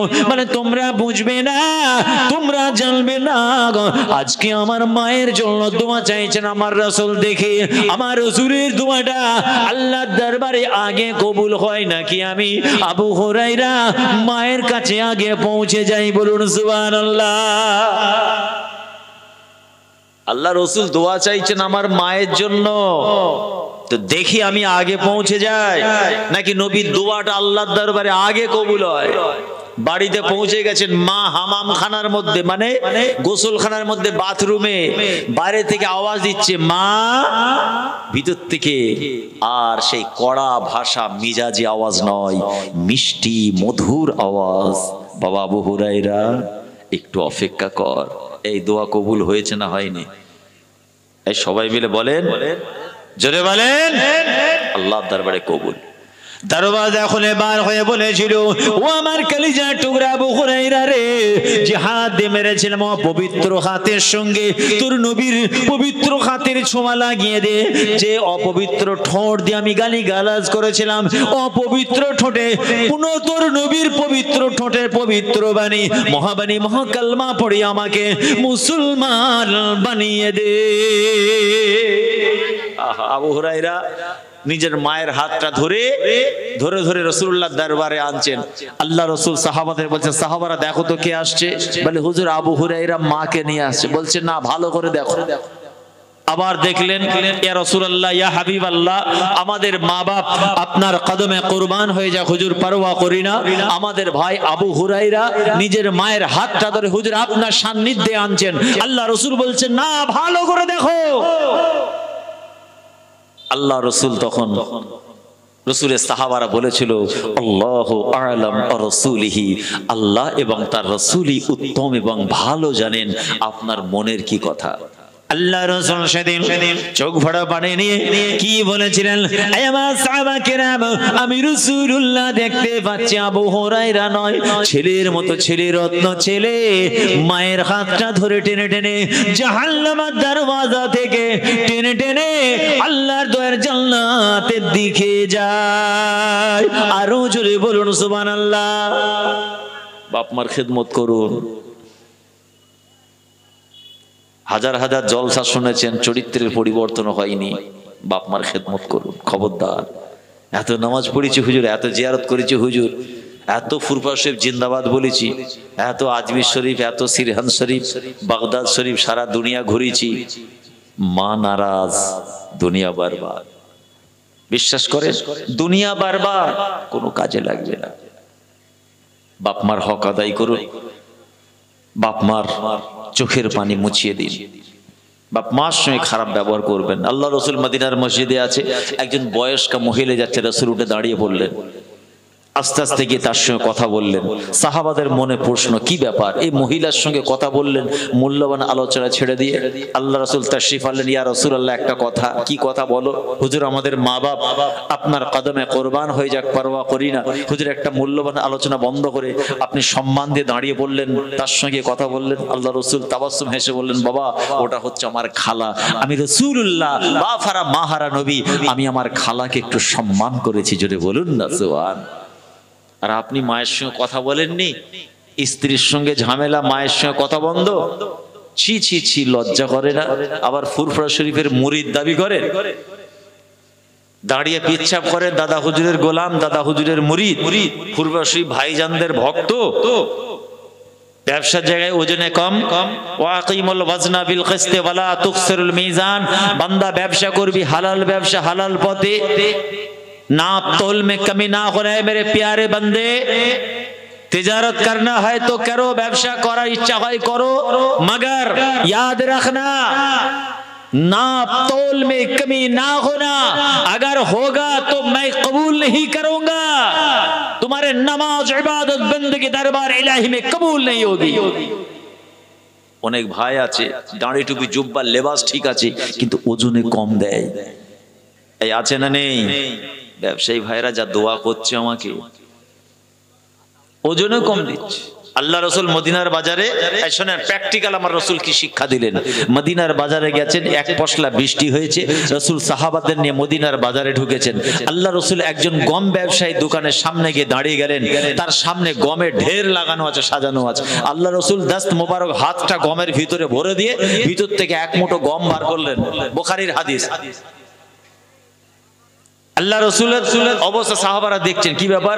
দোকানদারকে আমার রাসূল বলছেন এই ব্যবসা করো না, শুকনো গমের দাম বেশি আর ভিজে নোংরা গমের দাম কম। তুমি ওপরে রেখেছো শুকনো গম আর ভিতরে আছে ভিজে গম, তুমি পয়সা দিচ্ছ এক নম্বর গমের আর প্রোডাক্ট দিচ্ছ ভিজে নোংরা গম। এই ব্যবসা হারাম, এই ব্যবসা করো না। যদি বলুন না সুবহানাল্লাহ। কি শিক্ষা দিয়েছেন আমার রাসূল। আজকে আমাদের বাড়িতে সুন্নত নেই, ব্যবসার জায়গায় বসে সুন্নতের বেইজ্জতি, কথা বলতে গিয়ে সুন্নতের বেইজ্জতি, স্বামী স্ত্রী মুআমালাতে সুন্নতের বেইজ্জতি, বাপ ছেলে মেয়ে কথাবার্তা সেখানে সুন্নতের বেইজ্জতি, মানুষের সঙ্গে ব্যবহারে সুন্নতের খেলাফ, বিচার করতে গিয়ে সুন্নতের খেলাফ। তাই বলছিলাম আমি, ইসলামিক শরিয়ত, ইসলাম দিন শরিয়তের ক্রিম, নবীর সুন্নতের ক্রিম লাগা, চরিত্রের পরিবর্তন হয়ে যাবে। জি না, খবরদার এটা করবেন না, আল্লাহ পাক নারাজ হয়ে যাবেন। আল্লাহ নারাজ হয়ে দুনিয়ার লোভ লালসা থেকে নিজেকে বাঁচাতে। লাহবু ওয়া লাইব, রাসূল বলছেন খেল তামাশার জায়গা। শুনেন, নবী ঈসা আলাইহিস সালাতু ওয়াস সালাম সফরে আছেন, একজন মানুষ নবী ঈসাকে বলল আমি আপনার সঙ্গী হব। শুনছেন? বলবো তো নাকি না দোয়া করে দেবো? বলবো? তো চুপচাপ হয়ে গেলে কি করে আলোচনা হবে? হ্যাঁ, আমি দার্জিলিং থেকে চা পাতা আসুক, চা আসুক। আল্লাহ নবী বলছেন তুমি আমার সঙ্গে থাকতে পারবে না। হ্যাঁ হুজুর আমি থাকবো। তাহলে আমি যা বলবো আমার কথা শুনতে হবে। বলে হ্যাঁ। খাদেম সঙ্গী হয়ে গেল আল্লাহ নবী ঈসা আলাইহিস সালাতু ওয়াস সালাম, এবং সেই খাদেম এক জায়গায় বসলেন, ব্যাগ থেকে 3টে রুটি বার করলেন। শোনেন, ভালো করে শুনবেন। 3টে রুটি দিলেন, একটা ঈসা নবী আলাইহিস সালাতু ওয়াস সালাম খেলেন, একটা সেই খাদেম খেলেন, একটা রুটি বাড়তি রইল। নবী ঈসা আলাইহিস সালাম তিনি একটু পানি পান করে পানি খেয়ে এসে দেখছেন রুটিটা নেই। এসে খাদেমকে জিজ্ঞাসা করছেন 3 নম্বর তেসরা রুটি কাহা হ্যায়? বলছে মুঝে নেহি পাতা, আমি জানি না। কে খেয়ে কিসনে খায়া? বলে আমি জানি না, আমি দেখি না, আমি বলতে পারবো না। মুসা নবী তো আল্লাহর নবী, তিনি তো সবই জানেন। যা কিছু বললেন না। কিছুটা দূর গেলেন, একটা হরিণ, বাচ্চা হরিণকে নিয়ে এলেন। বাচ্চা হরিণ, তাকে জবাই করলেন, রান্না করে গোশত দুজনে মিলে খেলেন, খাদেম সহ। খাওয়ার পরে হাড় হাড্ডিটাকে এক জায়গায় করে বলছেন, এই হরিণ, আমি তার প্রভু আল্লাহ, তার হুকুমে, আল্লাহর হুকুমে তুই জিন্দা হয়ে যা। আল্লাহর হুকুমের সঙ্গে সঙ্গে আবার হরিণের বাচ্চাটা জিন্দা হয়ে গেল। জোরে বলুন সুবহানাল্লাহ। আল্লাহ নবী ঈসা আলাইহিস সালাম খাদেমকে বলছে, খাদেম, যে আল্লাহর ওসিলায় আমি তোমাকে এই মুআজিজা তোমাকে দেখালাম, সে আল্লাহ শপথ করে বলো 3য় রুটিটা কে খেলো? বলছে আমি জানি না। মানুষের যখন কলবে মোহর পড়ে যায় না, দুনিয়ার লোভ লালসা মোহর পড়ে যায়, ও সব আখেরাত ভুলে যায়। যা কিছু দূর গেলেন, সামনে সমুদ্র, খাদেমের হাতটা ধরে সমুদ্রের উপর দিয়ে হেঁটে হেঁটে সমুদ্র পার হয়ে গেলেন, নদী পার হয়ে চলে গেলেন। পার হয়ে গিয়ে বলছেন, খাদেম, যে আল্লাহ আমাকে তোমাকে মুআজিজা দেখার ক্ষমতা দেখিয়েছেন, সে আল্লাহর হুকুমে তুমি বলো 3য় রুটিটা কে খেলো? বলছে আমি বলতে পারবো না। নবী ঈসা চিন্তা করলে তো মহা পেরেশান। এখনো এই লোভ লালসায় পড়ে আছে দুনিয়ার। কিছুটা দিয়ে একটা ফাঁকা জায়গায় বসলেন, কিছু ইট পাটকেল জড়ো করে বললেন, আল্লাহর হুকুমে তোমরা সোনা তৈরি হয়ে যাও। 3টে সোনা তৈরি হয়ে গেল। হুজুর 3টে ভাগ করলেন। 3টে ভাগ করে খাদেমকে একটা ভাগ দিলেন, একটা ভাগ নিজের কাছে রাখলেন। এখন ঈসা নবী বলছেন আলাইহিস সালাতু ওয়াস সালাম, যে 3য় রুটিটা খেয়েছে এই ভাগে সোনাটা হলো তার। এই বেহায়া বেশরম সঙ্গে সঙ্গে বলছে, হুজুর 3য় রুটিটা আমি খেয়েছি। এই শুনছেন? বলছে আমি 3য় রুটিটা আমি খেয়েছি। যাক যাক, হুজুর বললেন, তুমি এই 3য় ভাগটা সোনাটাও নিয়ে নাও, আর তুমি আমার সঙ্গে এসো না। হুজুর চলে গেলেন। এ খুব খুশি খাদেম, 2টো ভাগ সোনা পেয়েছে। 2জন দস্যু দেখতে পেয়ে তাকে ঘেরাও করেছে, করে এবার মারপিট করে বলছে, শোনো, বাজার থেকে কিছু খাবার নিয়ে এসো, খাবার খাই, 3টে ভাগে ভাগ করে 3জন সমানভাবে ভাগ করে নি। একজন খাবার আনতে গেল, খাবার আনতে গিয়ে চিন্তা করে দেখছে অতটা সোনা, এক কাজ করি, খাবার একটু বিষ মাখিয়ে দিই, তার ওরা 2জন খেয়ে মারা যাবে, সব সোনার মালিক আমি হয়ে যাব। আর এরা 2জন ভাবছে এতটা সোনা 2জনে ভাগ করে নেব, ও আসলে 2জনে মিলে ওকে হত্যা করবো। ব্যাস 2জনেই প্ল্যান করেছে। এই বেচারা খাবার নিয়ে এলো, 2জনে মিলে ওকে হত্যা করে দিল। হত্যা করে দিয়ে বলছে, যে মালটা আছে আমাদের 2জনের, চলো খাবারটা এবার খেয়ে নি। খাবারটা খেলো, 3জনই ওখানে মারা গেল, সোনা রয়ে গেল। নবী ঈসা আলাইহিস সালাতু ওয়াস সালাম সেই পথ ধরে আবার ফিরে আসছেন। এসে দেখছেন, তিনি বলেছিলেন সঙ্গীদের, শোনো, দুনিয়ার লোভ লালসা মায়া মমতা এতটাই জঘন্য, তোমাদেরকে দুনিয়ায় মাতিয়ে দিয়ে, মিশিয়ে দিয়ে, মোহে ফেলে, স্রোতে ভাসিয়ে দিয়ে তোমাদেরকে অন্ধ বানিয়ে দেবে, আখিরাত থেকে সরিয়ে দেবে। খবরদার দুনিয়ার স্রোতে মিশে যেও না। তাই আমার রাসূল বলেছেন, আদ-দুনিয়া ওয়া লাহবু ওয়া লাইব, খেল তামাশার জায়গা। আল্লাহ আমাদের হেফাজত করেন, বলুন না আমিন। দরুদ শরীফ, আল্লাহুম্মা সাল্লি আলা।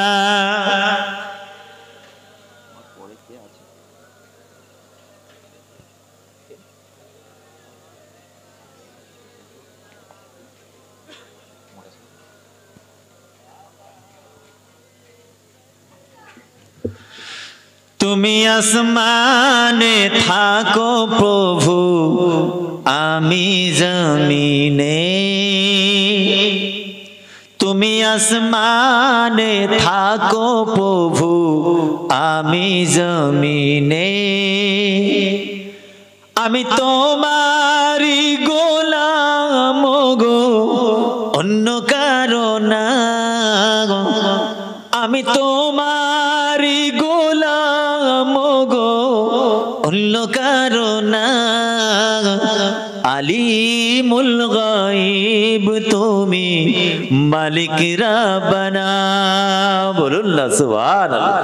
তুমি আসমানে থাকো প্রভু আমি জমিনে, আমি তোমারি গোলাম গো অন্য কারো না, আলিমুল গায়ব তুমি মালিক রাব্বানা।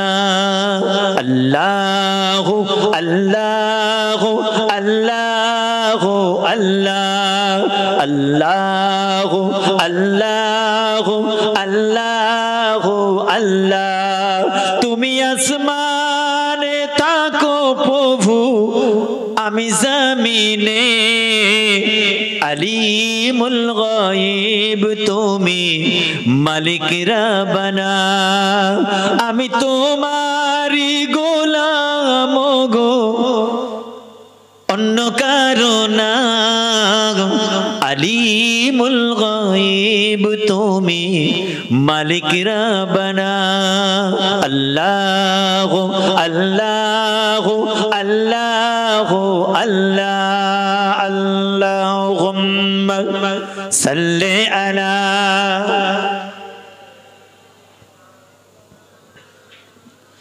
ওয়া আলা আলি সাইয়্যিদিনা। আল্লাহ রসুল একজন জালিলুল কদর সাহাবা, আল্লাহর ওলি মানুষ, দেওয়ানা মানুষ। শুনছেন, যাদের অন্তরটা পাক পবিত্র হয়, এখানটা যারা ট্রিটমেন্ট করে ফেলেছে দুনিয়া আখিরাত কামিয়াব করে ফেলেছে। রাবি বিন সুলাইমান আল্লাহর একজন ওলি বান্দা, গাউস কুতুব আব্দাল নায়েবে নবী ওয়ারাসাতুল আম্বিয়া। তিনি নিয়ত করলেন আমি হজ পাকে যাব। আমি আগেই বলেছি ব্যাটারি, সিম কার্ড, নেটওয়ার্ক যদি ঠিক হয় তারপরেই আপনার ফোনে কল হবে, আর আপনার দোয়া খোদার দরবারে কবুল হবে যদি আপনার হার্ট অন্তর যদি আপনার ঠিক থাকে। আর এখানটা ঠিক করতে গেলে হালাল খেতে হবে, হক বলতে হবে, ফরজ আইন আদায় করতে হবে, যত হক আদায় করতে হবে। নিয়ত করলেন হজে যাবে। রাবি বিন সুলাইমান আলাইহিস সালাতু ওয়াস সালাম কাফেলা সঙ্গীদের সঙ্গে রওনা হলেন। আল্লাহর ঘর তাওয়াফ করবেন, হজ করার উদ্দেশ্যে নবীর দরবারের মেহমান হবেন। রাস্তা দিয়ে যাচ্ছেন, যেতে যেতে কাফেলাদের সঙ্গে এক জায়গায় দাঁড়িয়েছেন। হুজুর লক্ষ্য করে দেখছেন একজন মহিলা, পর্দা নশিনা মহিলা, বোরখা পরে, হাতে একটা ব্যাগ, একটা ছুরি, একটা খচ্চর, মরা খচ্চরের গা থেকে গোশতগুলো কেটে কেটে কেটে কেটে কেটে কেটে নিয়ে ব্যাগে তুলছে। শুনছেন, একটা ছুরি বার করে ব্যাগ থেকে একটা মরা খচ্চরের গা থেকে গোশতগুলো কেটে কেটে তিনি ব্যাগে নিচ্ছেন। রাবি বিন সুলাইমান রাহমাতুল্লাহ আলাইহি তিনি চমকে গেলেন, আরে এ তো সরাসর হারাম। আল্লাহ পাক হারাম করেছেন, মৃত পশুর গোশত খাওয়া হারাম। তাহলে এ মহিলা কি এ গোশত নিয়ে বাজারে বিক্রি করবে নাকি? উনি তাকুবে থাকলেন, লক্ষ্য রাখলেন, ফলো করে সেই মহিলার পিছনে পিছনে পিছনে রাবি বিন সুলাইমান তিনি যাচ্ছেন। গিয়ে দেখছেন একটা বড় দরওয়াজা, গেট, সেখানে দরওয়াজা আওয়াজ করছেন, ভিতর থেকে আওয়াজ আসছে, কে? বলে আমি এসেছি। দরওয়াজা হলো, দরওয়াজা খুলে দেওয়া হলো, মহিলা ভিতরে প্রবেশ করলো। চারটে বাচ্চা মহিলা, তাদের হাতে গোশতটা দিয়ে বলে এটা রান্না করো। আল্লাহর ওলি, আল্লাহর আশিক, দিওয়ানা পরওয়ানা মানুষটা আল্লাহর দিওয়ানা রাবি বিন সুলাইমান ওই সময় গিয়ে মহিলাকে বলেছিল, মা এমন কাজ কেন করেন মা? না না না, এই গোশত আপনি খাবেন না, এটা আপনার জন্য হারাম। আল্লাহ পাক হারাম করেছেন, আমার রাসূলও হারাম বলেছেন। এই মরা খচ্চড়ের গোশত মাসুম বাচ্চাগুলোকে খাওয়াবেন না মা, এমন করে হারাম জিনিস আপনি খাবেন না। আপনাকে দেখে মনে হয় আপনি আলেমা, হাফেজা, বেদা, পর্দা নশিনা, আমার বড় মায়া হয় আপনার দ্বারা এমন কবিরা গুনাহ যেন না হয় মা। আপনি খাবেন না, খাবেন না, মরা গোশত খাবেন না, এই মরা খচ্চড়ের গোশত ওই মাসুম বাচ্চাগুলোকে খাওয়াবেন না। আল্লাহ পাক যদি নারাজ হয়ে যান, আপনার নামাজ, রোজা, ইবাদত, বান্দেগি আল্লাহ দরবারে কবুল হবে না। ওই মহিলা, পর্দা নশিনা মহিলা, চোখ ভরা পানি নিয়ে বলেছিল, বাবা কে আপনি, আপনার পরিচয় বলুন। ওই সময় রবি বিন সুলাইমান বলেছিল, আমি একজন মুসাফির, লক্ষ্য আমার রাসূলুল্লাহ দরবার হজ করার জন্য আমি কাফেলার সঙ্গে রওনা হয়েছে, কিন্তু আপনাকে দেখে আমি লক্ষ্য করে এলাম এই সুসংবাদটা পৌঁছে দেবার জন্য। মা এই হারাম গোশত আপনি খাবেন না, মাসুম বাচ্চাগুলোকে আপনি খাওয়াবেন না। ওই সময় মহিলা চোখ ভরা পানি নিয়ে বলেছিল, বাবা 4 দিন পার হয়ে গেল, কিছু খাওয়া হয়নি, মাসুম বাচ্চাগুলো কিচ্ছু খায়নি। আমার স্বামী কিছুদিন আগে ইন্তেকাল করেছেন, তার সম্পত্তি যা ছিল শেষ হয়ে গেছে। ক্ষুধার্ত তৃষ্ণার্ত, ক্ষুধার তাড়নায় বড় মজবুর হয়ে, ইস্তেরারি হালতে মজবুর হয়ে মরা খচ্চড়ের গোশত এনে এদেরকে খাওয়াচ্ছি। অতএব শুনে রাখুন, আমি হলাম আওলাদে রাসূল, আলে রাসূল, আমাদের জন্য সাদকা খাওয়া চলে না, রাসূলুল্লাহর খানদান খাওয়ার জন্য মরা গোশতটা আমাদের জন্য হালাল, সবার জন্য হালাল নয়। আমরা অসহায়, আমরা বড় কমজোর, দুর্বল। 4 দিন হয়ে গেল বাবা, বাচ্চাগুলোর মুখে অন্ন দিতে পারি না, বাচ্চাগুলো ক্ষুধার তাড়নায় মা মা মা মা বলে কাঁদে। আমি বাচ্চাদের চোখের পানি মুছিয়ে দিয়ে ওদের মুখে অন্ন তুলে দেওয়ার জন্য আল্লাহকে জানিয়েছি, আল্লাহ গো আপনি তো সবই জানেন, আমার মনের খবর জানেন, আমি বড় মজবুর হয়ে এই হারাম জিনিস বাচ্চাদেরকে খাওয়াচ্ছি, আপনি আমাকে মাফ করে দিবে। আমি বড় অসহায়, আল্লাহ আপনি তো সবই জানেন। রবি বিন সুলাইমানের অন্তরটা ভেঙে চুরমার হয়ে গেল, চোখ দিয়ে অশ্রু ধারা বইতে থাকে, চোখ ভরা পানি নিয়ে বলেছিল, ও মা একটু অপেক্ষা করুন, আমি একটু বাজারের দিকে যাব। হুজুরের থলির মধ্যে 600 দিরহাম ছিল, 100 দিরহাম দিয়ে আটা কিনলেন, আর 100 দিরহাম দিয়ে কাপড় কিনলেন, 400 দিরহাম আটার ভিতরে লুকিয়ে এসে বলেছিল, মা আমার পক্ষ থেকে তোহফাটা গ্রহণ করুন, নজরানা আপনাকে দিচ্ছি, গ্রহণ করুন। আমি বড় খুশি হব, বড় আনন্দিত হব আমার দেওয়া সামান্য তোহফা যদি গ্রহণ করেন। ওই সময় আলেমা, হাফেজা, আবিদা মহিলা দেখেছিল আটার মধ্যে 400 দিরহাম এবং কাপড় চোপড় পেয়ে আল্লাহর দরবারে ওই আলেমা, হাফেজা, আবিদা বড় পরেশানি, ওই মহিলা বড় কমজোর, দুর্বল মহিলা আল্লাহর দরবারে দুরহাত তুলে দোয়া চেয়েছিল, আল্লাহ আপনার এই বান্দাকে আপনি কবুল করে নিন, এর ডবল আপনি নিয়ামত তাকে দান করবেন। 4টে মেয়ে দোয়া চাইছে, প্রত্যেকে একটা একটা করে দোয়া চাইছে, আয় আমার আল্লাহ পরওয়ারদিগার বেনিয়াজ আল্লাহ এত মুহাব্বত করে ভালোবেসে দান করেছে আল্লাহ, এই দানের বদলা আপনি দুনিয়া এবং আখিরাতে আপনি দান করবেন। আরো জোরে বলুন সুবহানাল্লাহ। আল্লাহ আপনি বদলা দিবেন। হুজুরের মনটা খারাপ, এবছর আর হজে যাওয়া হলো না। রবি বিন সুলাইমান হুজুর চলে আসছেন, মনটা খুব খারাপ। আমার আল্লাহ আপনি ক্ষমতা দান করুন, আপনি শক্তি দান করুন। আমার বড় আশা ছিল আরাফার ময়দানে যাব, হাজরে আসওয়াদে বোসা দেব, সাফা মারওয়া সাই করব, আল্লাহ পাক মিনায় মিনায় গিয়ে কুরবানি করব, নবী ইব্রাহিম ইসমাইলকে খুশি করানোর জন্য আমি মিনায় গিয়ে কুরবানি করব। হজের আরকানগুলো আদায় করে রাসূলুল্লাহর দরবারে সবুজ গম্বুজের জালি নিচে রওজা পাকের জালিটা ধরে আমি আমার রাসূলকে জান ভরে আসসালাতু ওয়াসসালামু আলাইকা ইয়া রাসূলুল্লাহ বলে সালাম দেব, কিন্তু আমার হলো না, হজে আমার যাওয়া হলো না। আয় আমার আল্লাহ, আমি পরিষ্কার বুঝতে পারছি আমার হজে যাওয়ার থেকে বেশি এই মহিলা এবং বাচ্চাদের বড়ই প্রয়োজন আছে। আয় আমার আল্লাহ, এই দানটাকে আপনি কবুল করে নিন।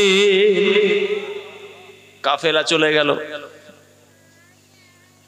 হুজুরের মনটা খারাপ, হুজুরের আর যাওয়া হলো না। হজের আরকান সমস্ত আদায় করে সমস্ত হাজিরা ফিরছে।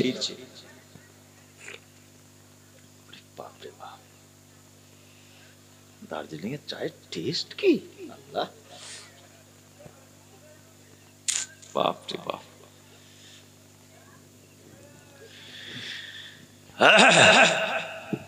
গলা আরো বসে গেল। হাজিরা হজ করে ফিরছে, উনি নিয়ত করলেন প্রত্যেকটা হাজির সঙ্গে দেখা করব, দোয়া নেব। কাফেলা ফিরে আসছে, গ্রামের মানুষ ফিরে আসছে। আল্লাহর ওলি, আল্লাহর আশিক দিওয়ানা পরওয়ানা মানুষটা রবি বিন সুলাইমান দৌড়ে দৌড়ে গিয়ে চোখ ফাড়া পানি নিয়ে সবার সঙ্গে মুসাফা করে, ভাই একটু দোয়া করো আমার জন্য, আল্লাহর দরবারে দোয়া করো, আল্লাহ পাক তোমাদের হজ কবুল করেছেন, আমার জন্য একটু দোয়া চাও। বদনসিব বদকপাল, আমার যাওয়া হলো না। কাফেলা অবাক হয়ে গেল, এমন কথা বলবেন না, আপনি কেন বলছেন বলুন, আমরা সবাই গিয়েছিলাম, আমাদের দোয়া যেন কবুল হয়। রবি বিন সুলাইমান বলেছিল, না না না, আমি তো হজে যাইনি, আমি তো এখানেই ছিলাম। বলে না না না, একসঙ্গে মিনায় গিয়ে কুরবানি করলাম, বলুন সুবহানাল্লাহ। একসঙ্গে সাফা মারওয়া একসঙ্গে সাই করলাম, বলুন সুবহানাল্লাহ। একসঙ্গে আল্লাহর কাবা ঘরটা একসঙ্গে তাওয়াফ করলাম, বলুন সুবহানাল্লাহ। শুধু তাই নয়, মদিনার জমিনে সবুজ গম্বুজের নিচে আমার রাসূল যেখানে আরাম করেন, ওই রওজা পাকের জালিটা ধরে একসঙ্গে আমরা দোয়া চাইলাম, বলুন সুবহানাল্লাহ। আপনি এমন কথা বলবেন না, আল্লাহর কাছে দোয়া চাই, আল্লাহ পাক যেন আমাদের সকলের হজকে কবুল করে নেয়। আপনি তো আমাদের সঙ্গে ছিলেন, মাকামে মাহমুদ বলে একটা জায়গা, ওখান থেকে ফিরার পথে আপনি আমাকে এই যে ব্যাগটা, এই ব্যাগটা আমার হাতে দিলেন, দিয়ে কোথায় যে চলে গেলেন ভিড়ে, আর আপনাকে খুঁজে পাইনি। এই নিন আপনার আমানত, এই হলো আপনার ব্যাগ। হুজুর ব্যাগটা নিয়ে দেখছেন, ব্যাগের গায়ে লেখা আছে, আমার সঙ্গে যে ব্যবসা করলো সে কামিয়াব হয়ে গেল, আখিরাত তার কামিয়াব। জোরে বলুন সুবহানাল্লাহ। আহা, অবাক হয়ে গেল। গ্রামের মানুষের হাত ধরে বলে, দোয়া চান, আমার জন্য দোয়া করুন, আল্লাহ পাক যেন আমাকে কবুল করে নেন। গ্রামের মানুষ বলেছিল, না না, এমন কথা বলো না, আল্লাহ পাক যেন আমাদের সকলকে কবুল করে নেন। একসঙ্গে হজ করলাম, একসঙ্গে সফর করলাম, একসঙ্গে থাকলাম, একসঙ্গে সাফা মারওয়া সাই করলাম, একসঙ্গে আরাফার ময়দানে নামাজ আদায় করলাম, একসঙ্গে মিনায় গিয়ে কুরবানি করলাম। ভাই রবি বিন সুলাইমান একসঙ্গে রাসূলুল্লাহর দরবারে জিয়ারত করলাম, দোয়া চাইলাম। এমন করে বলো না, আল্লাহ পাক যেন আমাদের সবার হজকে কবুল করে, বলুন সুবহানাল্লাহ। দুনিয়ার কোনো মায়া ছিল না, এখানটা একদম ক্লিন পেপার, এই জায়গাটা পাক পবিত্র ছিল, সিম কার্ড, ব্যাটারি, নেটওয়ার্ক সব এক নম্বর ছিল, কলব, হার্ট, হৃদয় পাক ছিল। আল্লাহর ওলি, আল্লাহর আশিক দিওয়ানা মানুষটা রবি বিন সুলাইমান বাড়ি চলে গেলেন। ইবাদত বندگی করে চোখটা বন্ধ করেছেন। আল্লাহর কি শান! হঠাৎ দেখছেন মদিনা বলো শফিউল মুজনবিন হাবিবে লবিবে তবে প্রিয় নাম হযরত মুহাম্মদুর রাসূলুল্লাহ সাল্লাল্লাহু আলাইহি ওয়াসাল্লাম রবি বিন সুলাইমানের স্বপ্নে এসে হাজির। রবি বিন সুলাইমান বলে আমি আমার রাসূলকে দেখে বড় খুশি হয়ে গেলাম, আমি আমার রাসূলকে সালাম দিলাম। আমার রাসূল সালামের জবাব দিয়ে বললেন, ও রবি বিন সুলাইমান, আর কি প্রমাণ তুমি চাও? এতগুলো প্রমাণ দিলাম, পছন্দ হলো না। ও রবি বিন সুলাইমান, আমি রাসূলুল্লাহ বলছি, তুমি আমার আহালকে ভালোবেসেছো, আমার আলের প্রতি দয়া দেখিয়েছো, আমার একটা খানদানের চোখের পানি মুছিয়ে 600 দিরহাম দিয়েছো, তাদের খাবার কিনে দিয়েছো, পোশাক দিয়েছো, 400 দিরহাম দিয়েছো, 600 দিরহাম খরচা করেছো। আমি আমার আল্লাহর দরবারে দোয়া চেয়েছিলাম, আল্লাহ গো আমার ওই আমদানকে আপনি কবুল করে নিন। রবি বিন সুলাইমান আমার খানদানকে ভালোবেসেছে, দয়া দেখিয়েছে, সহযোগিতা করেছে, চোখের পানি মুছিয়ে দিয়েছে। আমার আল্লাহর দরবারে দোয়া চেয়েছিলাম, আল্লাহ আপনি আমার ওই উম্মতকে, আপনি রবি বিন সুলাইমানকে কবুল করুন, দুনিয়া আখিরাত কামিয়াব করুন। শুধু তাই নয়, আমার আল্লাহ পাক আমি রাসূলুল্লাহ আমার দোয়া কবুল করে একটা ফেরেশতাকে ঠিক করে দিয়েছেন, যার নাম দিয়েছেন রবি বিন সুলাইমান। এ আমার ফেরেশতা রে, আমি আল্লাহ হুকুম দিলাম প্রত্যেক বছরে আমার ওই বান্দা রবি বিন সুলাইমানের হয়ে প্রত্যেক বছরে তুমি হজ করবে। আমি আল্লাহ তোমার জন্য হজ করাটাকে মুনাকিদ করে দিলাম। শুধু তাই নয়, আল্লাহ পাক 600 দিরহামের পরিবর্তে আল্লাহ পাক সারা জীবন প্রত্যেক বছরে একটা হাজি মুনাকিদ ফেরেশতাকে করে দিয়েছে।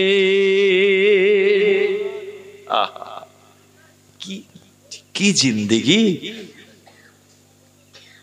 শুধু তাই নয়, 600 দিরহামের পরিবর্তে আমার আল্লাহ পাক 1200 সোনার সিক্কা দান করেছে।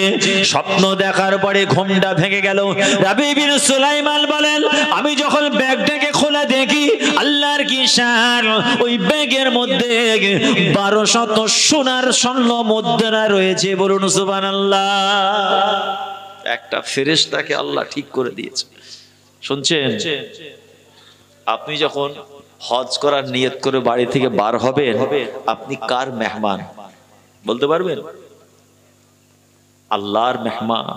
আল্লাহ পাক 40 জন ফেরেশতাকে মুনাকিদ করে দেন। এই ফেরেশতা, ওটা আসছে সেই ভারতবর্ষে, সেই বসিরহাট গ্রাম থেকে আসছে আমার একটা বান্দা, ও বাড়ি থেকে ইহরামের নিয়ত করে বেরিয়ে পড়েছে, মানে ওটা আমার মেহমান। তাহলে মেহমান নওয়াজি আমার ঘরে হবে, আমি মেজবান, আমার ওই বান্দা হচ্ছে মেহমান। এদের দেখভাল করার দায়িত্ব তোমাদের 40 জনকে দায়িত্ব দিলাম। জোরে বলুন সুবহানাল্লাহ। হজে গিয়ে হজের আরকান আদায় করে ফেরা পর্যন্ত 40 জন ফেরেশতা আপনার খেদমত করবে। আর আমার বান্দা যখন যেখানে যায় দোয়া চাইবে, তোমাদের একটাই দায়িত্ব, তোমরা খালি পেছনে বলবে আমিন আমিন আমিন। যদি বলা যাবে না, সব ঘুম এসে গেছে, আর কি হবে? আমারও হায়াত শেষ হয়ে গেছে, আর কি? জজবা ঠান্ডা হয়ে গেছে। জীবন তৈরি করুন রবি বিন সুলাইমান হুজুরের মতো। হজে যাওয়া হলো না, হজ কবুল হয়ে গেল। কি জিন্দেগি বলেন! ওই রকম জীবন তৈরি করুন।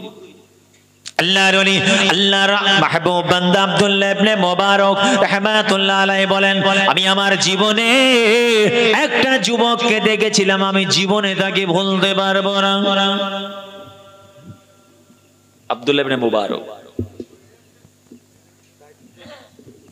হায়াত শেষ হয়ে এসেছে, খুব খেয়াল করে শুনবেন, শেষ করব। আল্লাহর ওলি হযরত শাইখ শিবলি রাহমাতুল্লাহ আলাইহি কথা বলছেন। আব্দুল্লাহ ইবনে মুবারক বলছে, আমি হজে গেলাম, হজে সবাই তাওয়াফ করার দোয়া পড়ছে, লাব্বাইক লাব্বাইক লা শারীকা লাক লাব্বাইক আন্নাল হামদা ওয়ান নি'মাতা লা শারীকা লাক। আর সে কি পড়ছে?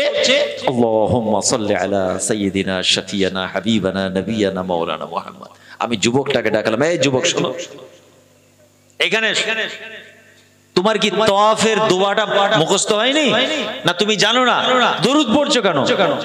বলছে হুজুর, এই দরুদের যে ফজিলত, এই দরুদের যে গুরুত্ব, আহমিয়ত, পার্সোনালিটি আমি আর কোনো দোয়াতে পাইনি। আমার কাছে একটাই দোয়া, নবীর শানে দরুদ। তা যদি আপনার কাছে সময় থাকে, দরুদের কি ফজিলত আমি আপনাকে শোনাবো। বলে তাই না? চলুন শোনা যাক। তো শায়েখ শিবলি রাহমাতুল্লাহ আলাইহি আব্দুল্লাহ ইবনে মুবারক রাহমাতুল্লাহ আলাইহিকে তার জীবনের মূল্যবান ঘটনাটা শোনাচ্ছে। ভালো করে বুঝবেন ঘটনাটা। শায়েখ শিবলি রাহমাতুল্লাহ আলাইহি তিনি বর্ণনা করছেন, আব্দুল্লাহ ইবনে মুবারক রাহমাতুল্লাহ আলাইহি বলছে, বাসরা থেকে মক্কা একটা ছেলের সঙ্গে আমার দেখা হয়েছিল। কত বয়স ছেলেটার? 24 অথবা 26। একটা তরুণ যুবক, যার দুটো পা হাঁটু থেকে কাটা। আহা, 21, 22, 23 ফাল্গুন আপনারা ফুরবাড়া দরবার শরীফে জানতো উজুল পুকুর ধারের পত্রিকার সেই আমাদের বেলপাড়া মুজাদ্দিদিয়া সৈয়দিয়া খানকা শরীফ হোসেন বুখারী হুজুরের দরবার শরীফ পর্যন্ত কত ভিখারি দেখেছেন? কার হাত কাটা, কার ঠ্যাং কাটা, কার পা কাটা, কার ঘাড় বেঁকা, কার মাথা তুবড়ানো বেঁকা। দেখেছেন? খবরদার, ঘৃণা করবেন না। সম্ভব হয় পকেট থেকে 10 টাকা 5 টাকা দেবেন, চলার সময় পা পর্যন্ত না লাগে। আল্লাহ পাক আপনাকে কত সুন্দর বানিয়েছেন, আপনি তাদের সঙ্গে খারাপ ব্যবহার করবেন না।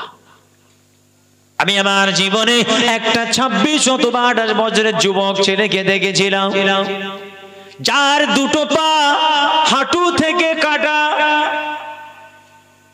जमीन के ऊपर सड़क के चलने वाला, मगर दिल में था रसूलुल्लाह की मोहब्बत, बड़ा अजमत वाला। बोलुन ना सुभान अल्लाह। अंतर तार नबीर प्रेम छिलो, भाषाहीन बोला जाबे ना। বাসরা থেকে মক্কা যুবকটা রওনা হয়েছিল, রাসূলুল্লাহর দরবারে যাবে, খানায়ে কাবা তাওয়াফ করবে, হাজরে আসওয়াদে চুমা দেবে, বোসা দেবে, সাফা মারওয়া সাই করবে, মিনায় গিয়ে কুরবানি করবে, আরাফার ময়দানে নামাজ পড়বে। বড় তার কামনা। খুঁড়িয়ে খুঁড়িয়ে আসে। আমি যুবকটাকে বলেছিলাম, দাঁড়াও বাবা, কোথায় যাবে? বলে আমি যাব মক্কা। কোথা থেকে আসছেন? বাসরা থেকে। কতদিন বার হয়েছেন? ওই সময় যুবকটা বলেছিল, চোখ ভরা পানি নিয়ে, আমার রাস্তা আটকাবেন না, আমাকে বাধা দেবেন না, সময় আমার নষ্ট করবেন না, আর সহ্য করতে পারি না। দীর্ঘ বছর ধরে আমার আল্লাহর কাছে দরখাস্ত করেছিলাম, আমি আমার রাসূলুল্লাহ দরবারে একবার যাব। প্রত্যেক দিন 2 টাকা 5 টাকা করে জমিয়ে জমিয়ে কিছু পয়সা জড়ো করে আল্লাহর উপরে ভরসা করে একদিন নয় 2 দিন নয় 7 বছর ধরে এমন করে দুটো হাত জমিনে রেখে পাটাকে জমিনে আঁচড়ে আঁচড়ে ব্যাঙের মতো হামাগুড়ি দিয়ে বাসরা থেকে মক্কা দিকে রওনা হয়েছে। আমার বিশ্বাস আল্লাহ পাক আমার দোয়াকে কবুল করে নেবে। হাতের উপর ভর দিয়ে পাটাকে আঁচড়ে আঁচড়ে হাঁটছে। আল্লাহু আকবার, বলুন না সুবহানাল্লাহ। তার মনের স্পিড কত ছিল, নবীর প্রেম কেমন ছিল, নবীর ইশকে রাসূল কেমন ছিল। বলে তোমার খাওয়া দাওয়া কে খাওয়াতো? রাস্তায় অসুস্থ হলে কে সেবা করতো? মূল্যবান কথা বলেছে। আল্লাহু ইয়ারযুকুনি ওয়া ইযা মারিদতু আল্লাহু ইয়াশফিনি।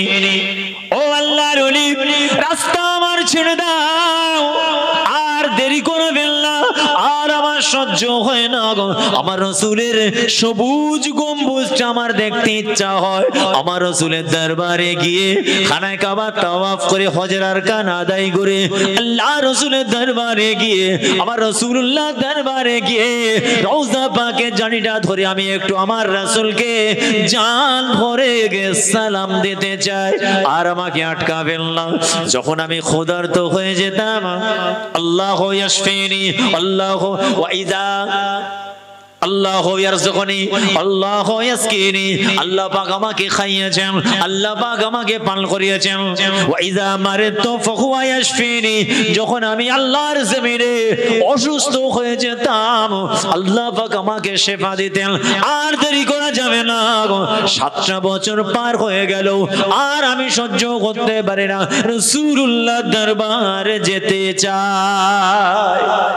হযরত শাইখ শিবলি রাহমাতুল্লাহ আলাইহি বলছেন, আমার নিয়ত হলো আমি এই বছরই হজে যাব। আল্লাহর কি শান, আমি হজেও চলে গেলাম, হজের সমস্ত কাজ আদায় করছি। মিনা নামক একটা জায়গা আছে, সেখানে গিয়ে দেখছি কি জানেন ভাই, আব্দুল্লাহ ইবনে মুবারক রাহমাতুল্লাহ বলছেন, সেখানে গিয়ে দেখছি সমস্ত হাজিরা অঝোর নয়নে কাঁদছে। বেশ কিছু হাজি জড়ো হয়ে আছে আর তাদের ভিতর থেকে একটা বাচ্চা ছেলের মতো হাওমাও করে একটা কান্নার আওয়াজ ভেসে আসছে। কে বক্তব্যটা রাখছে? আব্দুল্লাহ ইবনে মুবারক রাহমাতুল্লাহ আলাইহি। আর হজে পৌঁছে গেছেন কি হযরত শাইখ শিবলি রাহমাতুল্লাহ আলাইহি। আমি ভিড় ঠেলে গিয়ে দেখছি, आहा সেই जमीन के ऊपर इश्क रसूल के दीवाना, सड़क के चलने वाला, जिसने अपने जिंदगी की मुतबर्रक ओ लम्हे 7 बरस तक रास्ते पे गुजारा, खुदा ने खिलाया पिलाया शिफा दिया। ও ইশকে রসুল কে দিওয়ানে ওই 26 অথবা 28 বছরের যুবকটাকে দেখলাম হাউমাউ করে কাঁদছে। আমি বুঝতে পারছিলাম না এ কাঁদে কেন। আমি হাজীদের জিজ্ঞাসা করলাম, ভাই এই যুবকটার কি হয়েছে? আমি একে চিনি। রাস্তায় বলেছিলাম, ও যুবক, একটা রাত আমার কাছে মেহমান হও। যার পরনার কোনো পোশাক ছিল না, মাথায় টুপি ছিল না, গায়ে জামা ছিল না, পরনার পায়ে জুতো ছিল না, কিছুই ছিল না, ইজ্জত রক্ষা করার মতো ছেঁড়া কাপড় ছিল। ও আল্লাহর যুবক বান্দা, নবীর প্রেমিক গোলাম দিওয়ানা, একটা রাত আমার বাড়িতে তুমি মেহমান হও, আমি তোমাকে কিছু খাওয়াতে চাই। তোমার টুপি বানিয়ে দেব, তোমার পরনার পোশাক বানিয়ে দেব, তোমার পায়ের জুতো বানিয়ে দেব। শুধু তাই নয়, আমি নিজে খরচা করে তোমার জন্য গাড়ির ব্যবস্থা করে আল্লাহ রাসূলের দরবারে আমি পৌঁছে দেব। আল্লাহ রাসূলের দিওয়ানা পারওয়ানা যুবক, তুমি আমার কথা রাখো। আল্লাহ রাসূলের দিওয়ানা মানুষ তুমি, একটা কথা রাখো, আল্লাহ রাসূলের আশিক তুমি, তোমার খেদমত করতে চাই। আল্লাহ রাসূলের দিওয়ানা, তোমার পোশাক বানিয়ে দেব। আল্লাহ রাসূলের দিওয়ানা, তোমার মাথার টুপি বানিয়ে দেব। আল্লাহ রাসূলের দিওয়ানা, তোমার আমি জামা বানিয়ে দেব। শুধু তাই নয়, আমি নিজে খরচা করি একটা গাড়ির ব্যবস্থা করে তোমাকে সেই গাড়ি করে আল্লাহর ঘর তাওয়াফ করাবো, হজের আরকান আদায় করিয়ে নেব। শুধু তাই নয়, আল্লাহ রাসূলের দরবার মদিনার জমিনে পৌঁছে দেব। যুবকটা বলেছিল, না না না, আপনি বলেছেন শুকরে ইলাহি, আল্লাহর কাছে শুকর করি, আল্লাহ আপনাকে কবুল করেন। না না না, 7 বছরে ভাবে এসেছি রাসূলুল্লাহ দরবার পর্যন্ত, এইভাবে আমি যেতে চাই। কিন্তু যুবকটা কাঁদছে কেন? সঙ্গীদের জিজ্ঞাসা করলাম, ভাই এই যুবকটা কাঁদে কেন, কি হয়েছে যুবকটা? বলছে, আমরা এতগুলো হাজি এত সান্ত্বনা দিলাম, যুবকটা কারো কথা শুনছে না। এই যুবকটা কাঁদছে, এ বড় গরিব, বড় অসহায়, ইশকে রসুল দিওয়ানা পারওয়ানা ছেলে, 7 বছরের উপরে হেঁটেছে, দুটো পা নেই হাঁটু থেকে কাটা, জমিনে আছড়ে আছড়ে আছড়ে খোদার ঘরে পৌঁছে গেছে, সমস্ত হজের আরকান হয়ে গেছে, কিন্তু মিনায় গিয়ে কুরবানি করার টাকা নেই। আহা, সেই দুঃখে কাঁদছে। তো আমরা বললাম, তোমার হয়ে আমরা তোমার কুরবানিটা করে দিই। কোনো কথা শোনে না, শুধুই কাঁদে। আহা, এরম নবীকে ভালোবেসেছে। এই বাঁচতে পেরেছি আমরা। আমরা তো বাসন চেটে খাওয়া সুন্নত বুঝে গেছি, খাওয়ার পরে মিষ্টি গেলা সুন্নত ওটা বুঝে গেছি, জুম্মার দিন আতর ঘষতে হয় এটা বুঝে গেছি, মুসলমানকে দেখলে সালাম দাও এটা বুঝে গেছি, আর হারাম খাওয়াটা চিনতে পারি না। মানুষকে ধোকা দেয়া, চিটিংবাজি করা, বাপ মাকে মারা, ইতিমের মারা, সুদ ঘুষ হারাম জেনা সব চালাচ্ছে। আবার বলছে মিষ্টি খাওয়া শুনলো, তুই ঢোক একবার কবরে, ফেরেশতা রেডি আছে, তোর হাফ টাইম দেবে না, এত মারবে। হাসি পাচ্ছে। কি মার হবে সে আল্লাহ জানে, আল্লাহর ফেরেশতারা জানে। এই স্পেশাল ফেরেশতা রেডি আছে। মিষ্টি খাওয়া সুন্নত, সুন্নত দেখাচ্ছ। হলদিরামের ভালো সত্যনারায়ণ মিষ্টি পেয়েছে, 40টা খেয়ে ফেলেছে। খেয়ে নিয়ে আবার ফতোয়াবাজি করছে, বাবা মিষ্টি খাবে, মিষ্টি খাওয়া সুন্নত। এই হারামখোরকে বেঁধে মারা দরকার। ওকে ভালো লেগেছে সত্যনারায়ণ মিষ্টি, রসমলাই চুটিয়ে খেয়ে নিয়েছে 40টা, বুঝলেন? খেয়ে নিয়ে আবার ফতোয়া মারছে, বাবা আমি তোমাদের হুজুর, আমার কথাটা শোনো, মিষ্টি খাওয়া সুন্নত। ও ঘরে জীবনে ওই দানাদারও কিনে খায় না। অবশ্যই মিষ্টি খাওয়া সুন্নতে রাসূল। জি, নিয়ত করে খাবেন, নেকি হবে। মুসলমান মুসলমানকে দেখলে সালাম দেবে, সুন্নতে রাসূল। আলা মান আরাফতা ওয়া মান লাম তারিফ, যাকে চেনো তাকে সালাম দাও, অচেনা ব্যক্তিকেও সালাম দাও। আসসালামু ক্বাবলাল কালাম, মিশকাত শরীফের হাদিস, অবশ্যই সুন্নাত। সালাম দিয়া সুন্নাত, জবাব দেওয়া ওয়াজিব। রাসূল বলছেন একটা পাথরের আড়াল হয়ে গেলে আওয়াজ যখন দেখার হবে, আওয়াজ সালাম দাও অবশ্যই। তাহলে হারাম খাওয়াটা ছাড়তে হবে না। নবীর সুন্নত আর কোনো জায়গায় নেই, ওখানেই সুন্নত। বাপ মার সঙ্গে সম্পর্ক ঠিক নেই, প্রতিবেশীর জমি দখল করে বসে আছো, ছাদ ঢালাই দেওয়ার সময় 4 ফুট বাড়িয়ে ইয়েতিমের সম্পত্তি মেরে দিলে, এগুলো কি হবে? এই গরমকালের ওয়াজ হয়ে যাচ্ছে নাকি? ওইরকম করে সব দেখছেন কেন? শীতকালে গরম ওয়াজ হচ্ছে না? আমি এমনি তো ঘেমে গেছি, জামা পুরো ভিজে গেছে আমার। বাচ্চাটা কি বলে কাঁদে? 7 বছর ধরে আল্লাহ আপনার কাছে, আপনার দরবারে দরখাস্ত জমা করেছিলাম, নবীর প্রেমিক, নবীর গোলাম, আপনার কাছে আশা করেছিলাম একবার আপনার খানায় কাবা তাওয়াফ করব, হাজমা আসওয়া দেব, যা দেব, সাফা মারওয়া সাই করব। শুধু তাই নয়, আরাফার ময়দানে একটু নামাজ আদায় করব। মদিনার জমিনে আমার রাসূলের দরবারে সবুজ গম্বুজের নিচে আমার রাসূলের রওজা পাকের জালিটা জড়িয়ে ধরে আসসালাতু আসসালামু আলাইকা ইয়া রাসূলুল্লাহ বলে একবার সালাম দেওয়ার আশা করেছিলাম। আল্লাহ পাক 7 বছর ধরে খড়িয়ে খড়িয়ে আপনার ঘরে এলাম, হজের আরকান আদায় হয়ে গেল, সমস্ত আরকান আদায় হয়ে গেল, কিন্তু দুঃখে যন্ত্রণায় বুকটা আমার ফেটে যায় গো মাবুদ মাওলা। আর কুরবানি করার মতো টাকা পয়সা আমার নাই। 7 বছরের উপরে আপনি খাইয়েছেন, আপনি পান করিয়েছেন, আমি যখন বিমার হয়েছে আপনি শেফা দিয়েছেন। আমার মতো গরিব কপাল ফাটা কে হবে? একটা পশু কিনে ইব্রাহিম ইসমাইল নবীর মহাব্বতে তলোয়ার চালিয়ে দেব, একটা কুরবানি করার পয়সা আমার নাই। আমার আল্লাহ পরওয়ারদিগার বেনিয়াজ আল্লাহ, আপনি যদি খুশি হয়ে যান, রাজি হয়ে যান, একটু অনুমতি দিন, একটা বড় মুহাব্বতি জিনিস, আমার বড় কাছের জিনিস, প্রিয় জিনিস আছে, ওই জিনিসটা আপনার রাস্তায় কুরবানি করতে চাই। আরো জোরে বলুন সুবহানাল্লাহ। হাজিরা সান্ত্বনা দেয়, কুরবানি করার টাকা দেয়, কুরবানির পশু এনে দেয়। না না না, কারো কথা শোনে না গো। যুবকটার চোখ দিয়ে শুধু পানি গড়িয়ে যায়, অঝোর নয়নে কাঁদে আর বলতে থাকে, আল্লাহ গো আমার দোয়াটা কবুল করে নেন। আয় আমার হাবিব, আমার রাসূল, দিল কি হাসরাত দিল মে রহ গই, দিল কি हसरत चाहा दिल में रह गई, आपका दीदार ना मिला।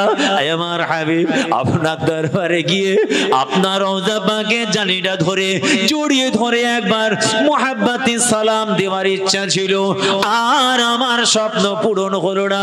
আল্লাহ কুরবানি করার টাকা আমার নাই, আল্লাহ একটা বড় মুহাব্বতি জিনিস আছে, আল্লাহ আপনি যদি খুশি হয়ে যান, ওই মূল্যবান বড় পছন্দনীয় প্রিয় জিনিসটাকে আমি আপনার রাস্তায় কুরবানি চাই।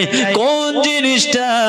ওই জিনিসটা হলো আমার এই সামান্য ক্ষুদ্র জানটাকে আজকে মিনার জমিনে আপনার রাস্তায় আমি কুরবানি করতে চাই। আরো জোরে বলুন সুবহানাল্লাহ। কিছুক্ষণ পরে দেখা গেল হাজিরা ঝরঝর করে কাঁদে, তার অসহায় অবস্থা দেখে বড় দুঃখ পায়। সমস্ত হাজার হাজার হাজি জড়ো হয়ে সবাই কাঁদে। কে যুবকটাকে সান্ত্বনা দেবে, কে চোখের পানি মুছিয়ে দেবে, কে ওর বুকে পিঠে মাথায় হাত বোলাবে, কে ওকে বুকের কাছে টানবে। এ বাচ্চা বড়ই কাঁদে, ওর কান্নার আওয়াজ সবার অন্তর ভেঙে চুরমার করে দেয়। হঠাৎ দেখতে পাওয়া যায় ওই যুবকটা কাতলা মাছের মতো লাফিয়ে লাফিয়ে ওই অবস্থায় মিনার জমিনে শহীদ হয়ে যায়। ইন্না লিল্লাহি ওয়া ইন্না ইলাইহি রাজিউন। নিজের জানটাকে কুরবানি করতে চায়। আল্লাহ ওয়ালা যারা হয় তাদের হাত আল্লাহ কবুল করে নেয়। নিজের জানটাকে আল্লাহ রাস্তায় কুরবানি করে শহীদ হয়ে গেলেন। জোরে বলা যাবে না সুবহানাল্লাহ? এই জোরে বলা যাবে না? 7 বছর হেঁটেছে, জি, দুটো পা হাঁটুর নিচে থেকে কাটা, হাতের উপর ভর দিয়ে সড়ক কে চলনে ওয়ালা ইশকে রসুল কে দিওয়ানা, গোলামে রসুল, পরওয়ানায়ে রসুল। আহা, কারণ একটাই, কলব, হার্ট, অন্তর, হৃদয় পাক পবিত্র ছিল। দুনিয়া আখিরাত কামিয়াব হয়ে গেছে। জোরে বলুন না সুবহানাল্লাহ? এই জোরে বলা যাবে না সুবহানাল্লাহ? নারে তাকবীর। আল্লাহ তৌফিক দিলে আবার আলোচনা হবে।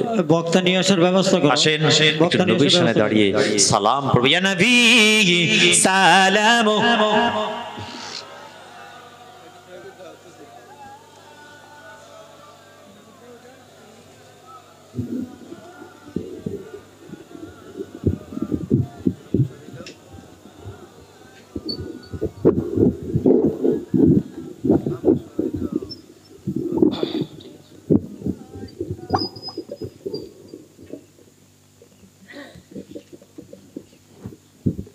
সকলে পায়ের জুতো খুলে নেবেন। মা বোনেরাও সালামে শরীক হবেন। প্রত্যেকে দাঁড়াবেন। মা বোনে যদি সজাগ থাকেন আপনারাও সালামে শরীক হবেন। আর যখন সালাম পড়বেন এইভাবেই পড়বেন।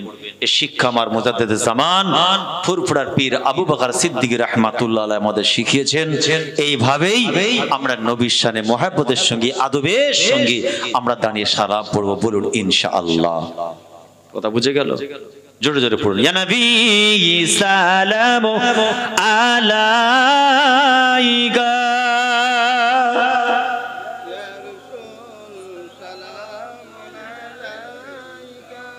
ইয়া হাবিব সালামুন আলাইকা,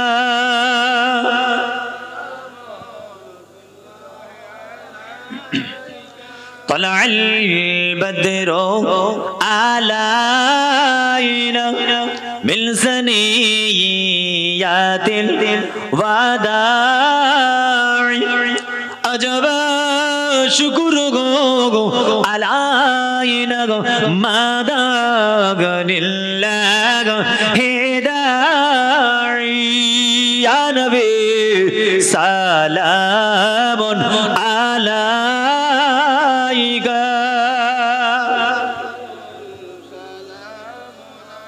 مرحبا مرحبا يا